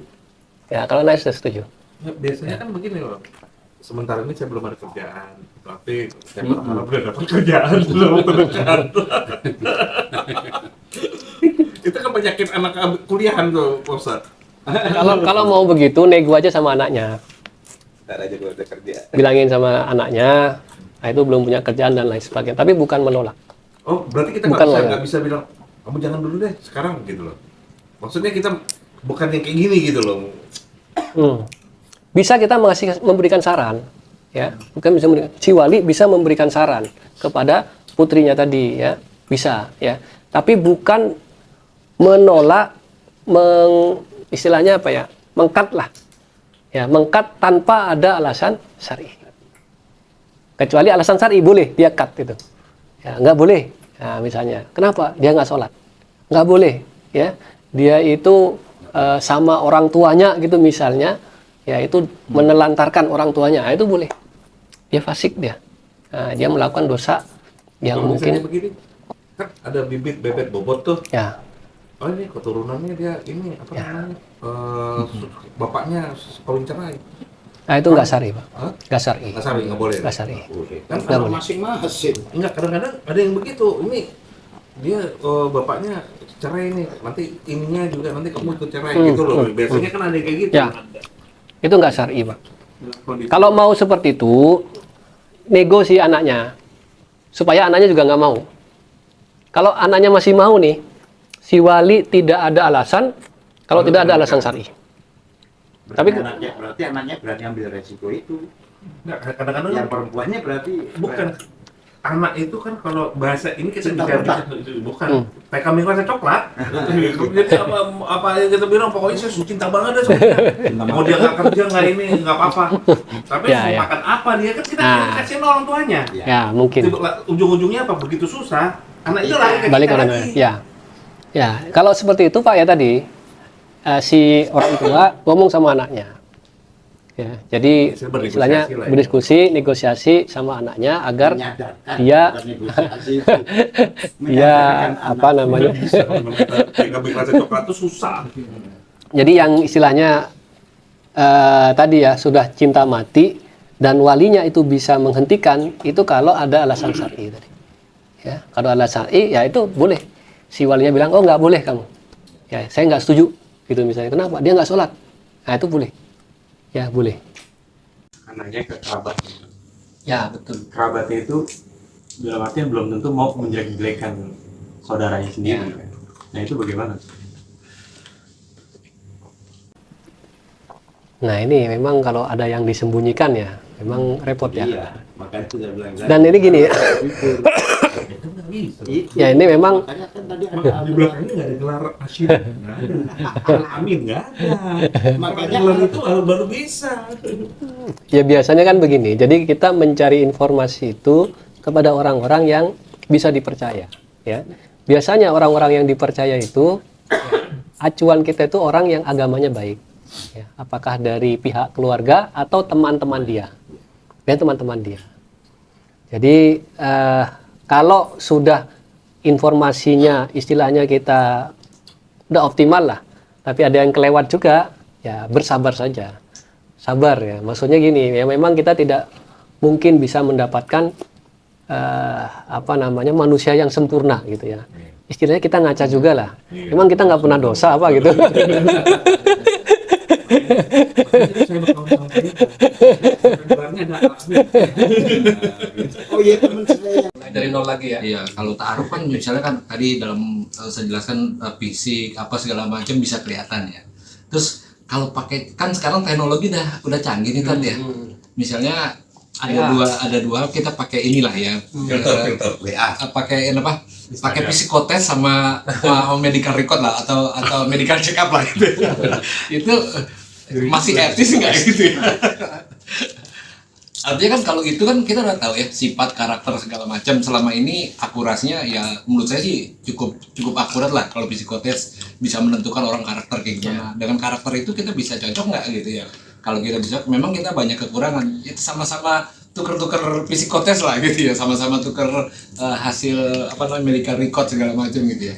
Kira-kira kayak begitu etis enggak atau memang masih dibenarkan untuk cara-cara seperti gitu ya? Kalau pertanyaannya boleh apa enggak, boleh. Ya, kalau pertanyaan boleh apa enggak. Tapi karena masalah etis itu kan masalah kebiasaan. Ya, malah biasa aja. Ya. Boleh saja, Pak. General check up itu bisa jadi. Besok alasannya mau ke kantor kan. Terutama kesehatan, Pak ya. Terutama kesehatan. Itu memungkinkan. Jadi maksudnya begini. Bisa jadi ada penyakit yang ada di laki-laki, dia karir nih ya. Karir maksudnya itu dia bawa penyakit nih. Ya, yang tidak muncul memang, tapi dia karir nih. Ya. Kalau dia menikah dengan yang si wanita yang juga karir nih, karir penyakit tertentu, ketemu itu bisa misalnya cacat dan lain sebagainya. Incest bisa. Bisa nggak? Boleh nggak? Boleh. Jadi dia boleh. Jadi meminta bisa dia minta medical recordnya gitu ya, cek dulu gitu ya. Boleh nggak? Boleh. Ya, itu bukan hal yang terlarang. Enggaknya boleh, cuman Ya. dimaki-maki enggak itu. Berani nggak ngomongnya. Iya. Sama. Yang ngomong pertama itu yang dimaki-maki. Saya ngomong ke cewek saya gitu langsung Iya, pokoknya sama-sama apa yang Sama kita gitu, minta Pak. ya kita keluarkan juga. Kalau psikotes kita sama-sama juga. Ya tapi kalau berhasil ya bagus. Iya, bagus. Ya tapi Makanya kan paling boleh atau enggaknya boleh. Cuman masalah etika tadi, kalau etika udah personal lah. sama ditanya sama itu calonnya. Ya habis Kamu daripada jadi berapa? nanya-nanya kan banyak yang Boleh, disembunyikan. tapi etik enggak. Nanya gaji itu. Kalau saya lihat Pak ya, ini dari pengalaman pribadi ya, atau teman-teman yang saya bantu gitu ya Pak ya. Ditanya gaji lah jawabnya setengahnya lah. Itu saya lihat memang namanya pernikahan itu unsur yang dominan itu adalah agama. Unsur yang dominan itu. Ya, jadi yang berhasil dalam pernikahannya itu ya memang karena agamanya ya. Jadi kalau istilahnya kalau sudah agamanya itu sudah misalnya sudah baik gitu ya. Maka yang lain itu kayak ngikut ya, kayak ngikut. Ya, ini pengalaman saja ya. Ya, kalaupun memang ada celah, ada kekurangan, itu gampang diatasi. Gampang diatasi. Nah, berbeda kalau misalnya secara agama itu sudah tidak baik di awal. Ya, tidak baik di awal. Misalnya saya menikahi dia sih agamanya memang kurang. Tapi kita coba dulu lah. Barangkali nanti dia akan berubah di kemudian hari. Nah, ini banyak yang akhirnya gagal ketika si wanita atau laki-lakinya salah satunya tidak mau menyesuaikan. Ya, satunya ke kanan, satunya ke kiri. Sama-sama tidak mau menyesuaikan. Nah, itu memang banyak yang gagal di situ. Ya. Nah, kalau menurut pendapat saya, makanya ya apa yang dinyatakan oleh Nabi Muhammad itu memang benar. Ya. Jadi memang orang itu dinikahi karena kecantikannya. Boleh nggak kita cari karena kecantikan? Boleh. Bahkan dianjurkan. Orang atau wanita yang memang kita sukai secara fisik. Itu dianjurkan. Ya. Bukan bukan nggak boleh. Malah nanti, waduh, kamu nanti cari yang udah deh, nggak usah cantik, nggak apa-apa. Suruh cari yang tercantik. Tapi Pak Ustadz, kalau saya Pak Ustadz, kalau udah ditanya waktu dulu, karena agama, sudah pasti ditolak mentah-mentah Pak Ustadz. Jadi Ya kita pengen ngomong kan, jadi gini, kadang-kadang loh, bukan segitu kan. saya itu waktu ta'aruf ditanya, kamu menikah karena apa? Saya bilang, saya nak nyari wanita yang cantik. Itu sampai dikonfirmasi di CV saya itu. Kok kamu cari yang cantik? Lah, saya menikahi orang yang saya sukai. Saya bilang, lah gimana kalau saya menikah bukan dengan orang yang saya sukai kan gitu. Loh, kok bukan agama? Loh, agama itu, saya bilang gitu, itu clear di awal. Maksudnya gimana? Ketika saya sudah tahu dia agamanya seperti apa, saya baru maju. Ya, saya maju ke berikutnya, yaitu cantiknya. Nah, gitu. Jadi kalau istilahnya agamanya itu sudah sudah saya coret dari awal gitu. Udah saya nggak deketin lagi gitu dari awal. Oh gitu ya. Ya itu baru merasa aneh dengan CV saya, ya. Karena di CV saya kriteria wanita yang saya nikah itu adalah cantik. Jadi gitu, Pak. Kriteria kan ada kriteria wanita yang cantik. Dia bingung, loh, kok begini nih kan? Kan dia memang istilahnya agamanya bagus gitu ya, agamanya bagus nih. Nah, ternyata begitu. Saya mau taruh, mau nikah. Cantik-cantiknya. Silakan. Apakah hanya sholatnya bagus, ngajinya bagus, tapi ternyata orangnya itu temperamental, kasar, psikotes. Nah, jadi kalau secara maksudnya batasan agama itu mencakup apa sih sudah? Apa secara keseluruhan, secara akhlak atau gimana? Ya secara keseluruhan Pak, pada dasarnya secara keseluruhan, ya termasuk akhlaknya. Kan temperamen itu kan kaitannya dengan akhlak ya. Maka akhlaknya baik atau tidak. Nah, cuma dalam ini kan kita sulit Pak. Jadi untuk mengetahui orang secara keseluruhannya itu seperti apa. Nah itu tadi yang disampaikan Pak Armada. Makanya ya ini satu ya, kita kan cari ini orang yang bisa dipercaya itu siapa untuk menjelaskan agama dari si wanita ini. Nah itu kan kita cari tuh, ini siapa nih yang bisa dipercaya. Nah, lalu yang kedua yang mungkin bisa jadi itu melalui ini ya, Pak, kayak semacam wawancara ya, diskusi yang kita sampaikan secara langsung kepada si wanita itu boleh aja ya. Nanti misalnya nih kan kita ngetes ya, kalau nanti begini gimana, kan pertanyaan saya gini Pak waktu itu, kalau saya mau poligami gimana ya, itu pertanyaan saya Pak ke yang bersangkutan ya. Jawaban dia, poligami dalam agama boleh, tapi itu bukan sesuatu yang saya inginkan. Jawabannya begitu. Ya.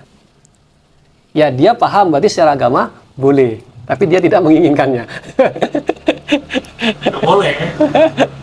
Ya, tidak jawabannya. Boleh diplomatis banget. Nah maksud saya begini. Jadi kita bertanya ya kepada yang bersangkutan ya terkait masalah-masalah agama. Ya. Itu kan nanti bisa muncul jawaban-jawaban, oh ini orang ngerti, oh ini orang nggak ngerti. Nah bisa jadi juga nih Pak, bisa jadi nih, ya kita ngetes dalam tanda petik, ini orang bisa diperbaiki apa enggak. Jadi kalau dia nggak ngerti nih, terus kita kasih tahu dia mau atau tidak, nah itu kan bisa kelihatan di situ. Nah makanya tadi boleh nggak kita ketemu? Ya boleh, cuma nggak boleh dua-duaan. Intinya gitu, nggak boleh tempat sepi dan lain sebagainya. Boleh nggak kita komunikasi? Boleh. Tadi, Pak. Ya. Ada pacaran sehat, pacaran syariah nggak ada. Ya jadi ta'aruf itu kan Taruh, tapi masa taruhnya 4 tahun. itu bukan mau menikah ya. Enggak, Pak, itu taruh bekas taruhnya kemana-mana juga. Teman SD lah gitu ya. Kan tadi patokannya begini ya, patokannya gini. Jadi dia itu memang mau menikah. Nah itu yang dibolehkan ta'aruf itu. Siapa? Mereka yang mau Pasti menikah. mau Bang. Maksudnya 4 tahun lagi gitu. Dan selama 4 tahun itu taruh tempat lain juga, Pak. Ya, probabilitasnya Masalahnya gede. kalau perempuan ditanya, kamu mau menikah? Mau. Tapi kan nggak tahu embel-embel belakangnya. Mau 5 tahun lagi, 10 tahun lagi. Belum tahu kita. Makanya dia taruhnya nggak cuma satu tempat, Pak. Probabilitasnya gede. Ini Lagi musim survei. topik ini kayaknya Pak Fuad semangat banget. Dia cuma mau ngecek ombak aja. Lakukan masa muda. Dengan anak laki-laki kita tuh gimana, Tan? Padahal flashback. Kalau doang. apa? Ya, kalau waktu misalkan pacaran anak kemarin laki-laki ya. kita tuh menyukai seorang wanita gitu.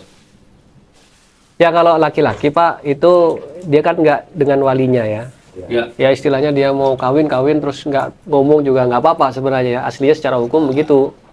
Nah tapi kan tentu tanggung jawab dari orang tua lah untuk mengarahkan.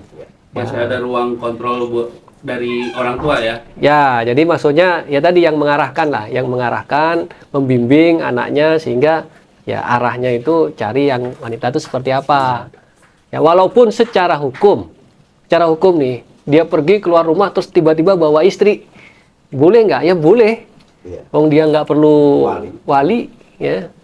Tiba-tiba dia kawin, Pak, saya udah punya istri nih, gitu. Kapan nikahnya? Ya kalau ekstrimnya seperti itu boleh nggak? Boleh. Ya kalau laki-laki itu boleh. Ya kalau perempuan yang boleh kayak gitu janda. Nah, kalau janda itu dia berkuasa atas dirinya.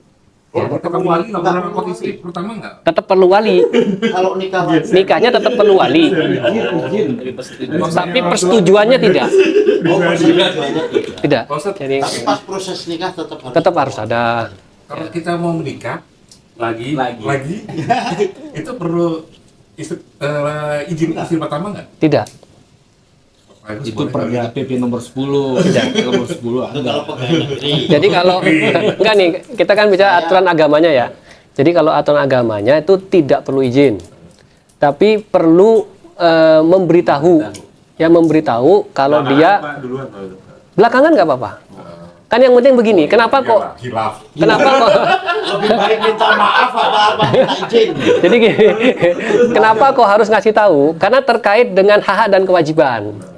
Jadi misalnya nih, si laki-laki kan harus berbagi nih.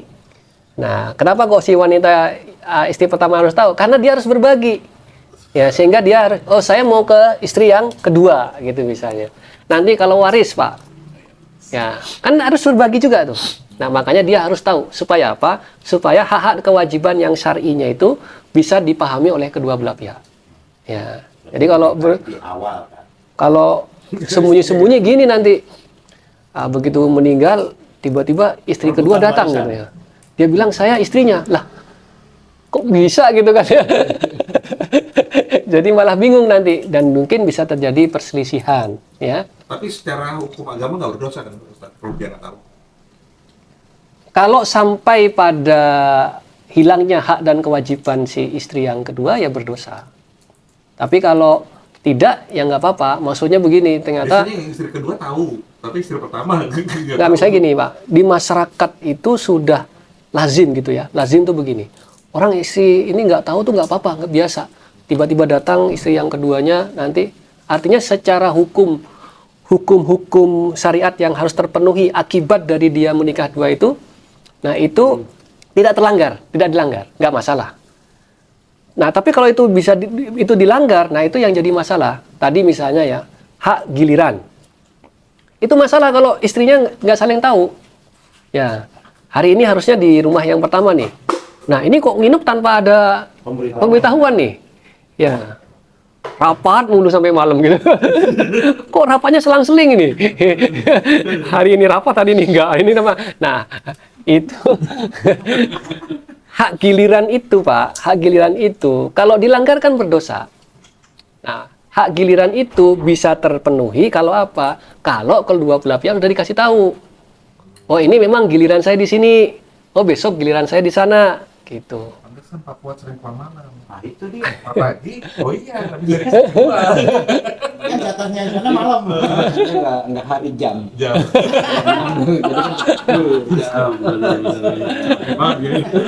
Tetap kalau misalnya nih pada saat ada yang suami mau poligami memberitahukan di awal terus istrinya tidak mau, itu apakah bisa dilanjut? Ada satu pihak yang tersakiti lah kasarnya gitu. Itu apakah kalau dilanjut tetap diperbolehkan atau Yang penting jangan langkai dulu mayat gue gitu. gimana itu? Iya, Pak. Jadi gini. Jadi pertimbangannya jadinya ya kasarnya jadi ada yang didolimin. Kalau secara Sudah dijelaskan mungkin ya masalah pelanggaran tadi udah dipenuhi apa enggak melanggar lah, misalnya masalah pembagian harta lah segala macam lah, sudah itu disiapkan ya. sudah pokoknya sudah disiapkan. Itu apakah tetap kalau dilanjut apa diperbolehkan atau tidak? secara hukum boleh, Pak. Secara hukum ya. Oh, secara hukum. Ya, jadi secara hukum Islamnya itu boleh. Karena memang Meskipun istri pertama nggak terima gitu. ya, nggak apa-apa. Jadi secara hukum boleh. Tapi ini kan bukan pilihan yang seharusnya dilakukan. Kenapa? Karena tadi akan membawa efek kepada hal-hal yang lain yang mungkin itu akan merusak. Ya, makanya Masalahnya banyak kejadian sekarang begitu. jadi kan gini, Pak. Yang pertama itu rata-rata tersakit namanya manusia gimana sih? Jadi kalau kita menjalankan syariat itu bukan satu sisi ini boleh atau tidak boleh. Ya, tapi ada sisi lain yang harus dipertimbangkan. Ya, misalnya efek dari apa yang kita lakukan. Ya, apakah efek dari perbuatan yang itu hukumnya boleh, tapi bisa jadi mengantarkan kepada sesuatu yang nggak boleh. Nah, itu kan repot masalahnya. Nah, ini yang istilahnya harus menjadi pertimbangan. Misalnya begini ya, tadi ya, ternyata ketika menikah lagi ya, itu malah menimbulkan pertengkaran kedua belah pihak itu. Ya, istri yang pertama dan istri kedua berantem mulu. Ya. Nah, itu kan kira-kira begitu ya. Jadi kira-kira begitu. Kesannya nyari informasinya detail banget. Biasanya kita disuruh tanya, diem terus. Iya nih giliran ini Tar, kalau ada pendapat yang mengatakan gini, Tar. Kalau laki-laki yang dituntut tuh tanggung jawabnya. Kalau perempuan yang dituntut kan kesetiaannya. Jadi kaitannya tadi apakah mau izin mau enggak segala macam, selama tanggung jawabnya terpenuhi ya jalan seperti kan tadi boleh. Apakah bisa seperti itu kan? Kalau perempuan memang kesetiaan yang dituntut, bukan tanggung jawabnya itu. Tapi kalau laki tanggung jawabnya mau 2 mau 3, yang penting tanggung jawabnya. Ya. Kalau perempuan setia, udah setia efek ya udah berikutnya setia. gimana gitu kan. Kalau jadi mudaratnya Ya memang secara ya tadi kalau hitung-hitungan secara hukum ya boleh apa enggak, ya memang jawabannya boleh gitu ya. Ya memang tanggung jawab. Laki-laki ketika menikah dia harus bertanggung jawab menafkahi kedua belah pihak ya. Gilirannya nanti seperti apa kan harus adil. Ya tidak boleh timpang. Di dalam hadis itu sebutin tuh kalau timpang nanti dia di neraka itu jalannya timpang gitu. Pincang. Kalau Pincang sesuatu sebenarnya. yang diperbolehkan itu udah jangan banyak pertimbangannya, Pak. Boleh aja. Gitu. Karena gini, jadi perbandingan perempuan dengan laki-laki itu jumlahnya perempuan lebih banyak. Jadi bicaranya jadi gini untuk memberikan pengertian, jangan egois. Kita tuh miliknya kita tuh di ini untuk 4 perempuan. Kalau sampai kurang, berarti kita egois. Kalau pernah di sini Pak, sebaik-baiknya manusia adalah yang bermanfaat bagi orang lain. Masih banyak ganda-ganda yang harus kita selamatkan. Gimana aja pinter. Jadi kayak itu hebat banget. Itu baru benar tuh. Itu mah pembenaran laki-laki. Kalau cerita gini memang nggak ada habisnya, Tar. Itu mereka kan berdasarkan pengalaman. Kalau saya tertarik sama cerita yang dijelaskan Mas Ustadz dari awal gitu ya. Itu kan fenomenanya terjadi di Eropa, Ustadz ceritakan di Jepang, bahkan di Indonesia tuh ada 51.000 yang minta dispensasi gitu ya. Apakah mungkin ya, atau memang ada sesuatu yang ayat atau Quran yang menjelaskan apakah suatu saat memang bisa kembali lagi ke zaman jahiliyah gitu kan? Kalau masalah sahabat ini kan makin hari fenomenanya makin kayak gunung es gitu ya, makin banyak. Padahal penjelasan juga nggak kurang-kurang gitu ya. Ya. Kok makin hari yang tadi perceraian yang di Padang sampai 100. Kira-kira apa sih fenomena kok semakin hari itu ibaratnya manusia tuh semakin susah dibilangin gitu ya. Ya, Ustaz ini- makin banyak, apapun makin banyak, kejadiannya juga nggak kurang-kurang gitu. Ya, jadi di dalam apa yang disampaikan oleh Nabi sebenarnya sudah terprediksi lah dari awal bahwa memang umat Islam itu akan lepas ikatannya terhadap agama ini sedikit demi sedikit gitu ya, sejengkal demi sejengkal ya. Bahkan disebutkan bahkan kata Rasulullah, kalaupun mereka itu berzina di jalan, itu tetap umat Islam akan mengikutinya. Jadi hadisnya begini. Latar kabun sunanun mangkana qablakum sibron bisibrin ziroan biziroin hatta laukana imro'ata jama'ahu fitorik la fa'altum. Kelak kata Rasulullah, latar kabuna kelak ya. La itu menunjukkan pasti akan terjadi nanti, pasti akan terjadi. Kelak pasti akan terjadi ya. Kalian itu akan mengikuti ya perilaku ya orang-orang yang di luar kalian, sedikit demi sedikit, ya sejengkal demi sejengkal, ya. Sampai kata Rasulullah SAW, ya, kalian masuk mereka itu, orang-orang kafir itu masuk ke lubang biawak, kalian akan mengikutinya, masuk juga ke lubang biawak. Kalaupun mereka itu melakukan perzinahan di jalan, nah, kalian akan mengikutinya. Saya bilang, emang ada orang berzina di jalan ya? Ternyata ada. Kalian akan begini. Yang dihalkan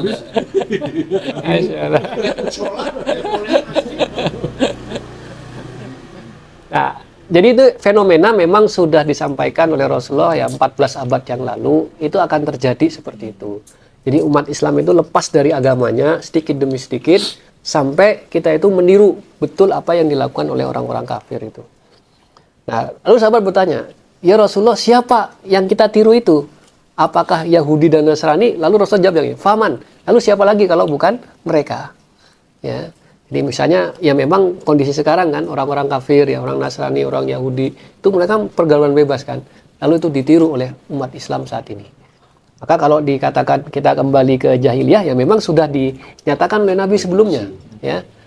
Nah, sampai ada sahabat yang walaupun di kasus yang lain ya, para sahabat itu tanya kepada Rasulullah, ya Rasulullah ya, waktu itu Rasulullah mengatakan perkara yang lain ya, tapi beliau bilang gini, kelak akan terjadi orang yang memegang kebenaran itu seperti memegang bara api ya.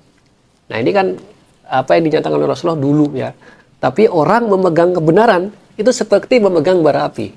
Jadi kalau kita beragama dengan agama kita yang baik, itu malah asing, malah aneh.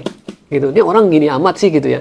Ini orang radikal banget sih, militan banget kan gitu ya. Pokoknya udah nggak enak lah di masyarakat kan gitu kan. Lalu kata Rasulullah, mereka ini ya orang yang berpegang teguh pada kebenaran itu, kata Rasulullah, itu seperti 40 dari kalian. Ya, jadi pahalanya ya orang yang berpegang teguh kepada kebenaran itu melebihi dari para sahabat Nabi. Dan sahabat bertanya, ya Rasulullah, apakah yang engkau maksud 40 dari kalian itu adalah kami? Ya. Kata Rasulullah, iya. Ya, maksudnya apa? ini ada kondisi nanti ya setelah Rasulullah itu zaman rusak, Pak. Zaman rusak. Tapi tetap aja ada orang-orang yang berpegang teguh pada kebenaran. Ya. Yang orang yang berpegang teguh kepada kebenaran itu karena memang tantangannya lebih berat, ya, maka pahala yang diberikan Allah juga lebih besar. Ya. Kan istilahnya begini, Pak. Orang menghindari zina, di depannya sudah ada cewek yang mau berzina dengannya.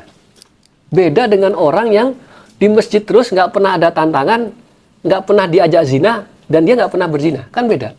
Ya, pahalanya itu beda. Ya. Saya yang masjid itu tadi. Saya yang di masjid tadi. Pahalanya dikit nggak apa-apa.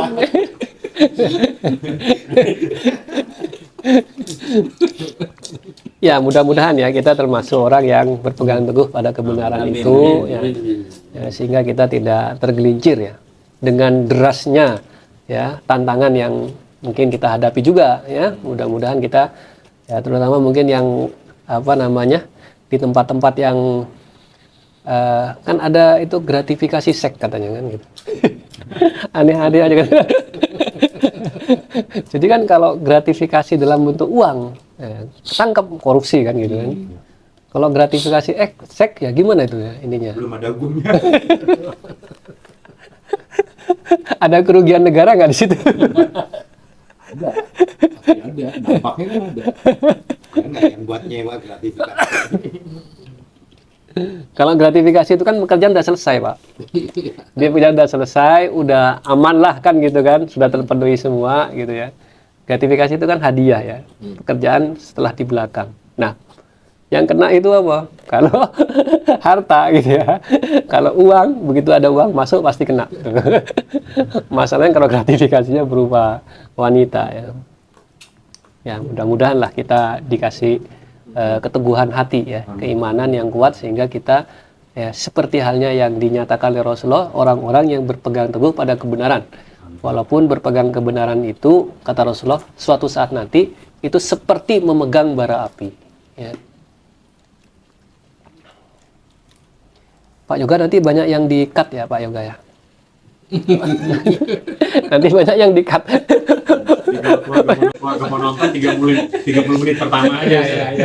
Jangan dibuatin. 30 menit pertama. Ya, betul. Ada yang perintah 4 malah itu justru bahaya, baru kan udah ngamuk. Jadi nanti dikat aja Pak Yoga, nanti assalamualaikum sama wassalamualaikum aja Pak. Pertanyaan cuma cek ombak doang kan. Bapak-bapak, tidak ada pertanyaan lagi? Cukup kan?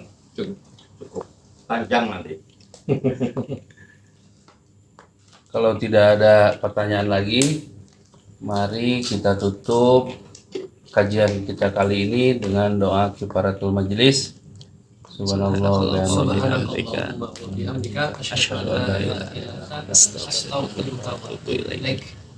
Billahi taufiq wal hidayah. Assalamualaikum warahmatullahi wabarakatuh. Waalaikumsalam warahmatullahi wabarakatuh. Gimana?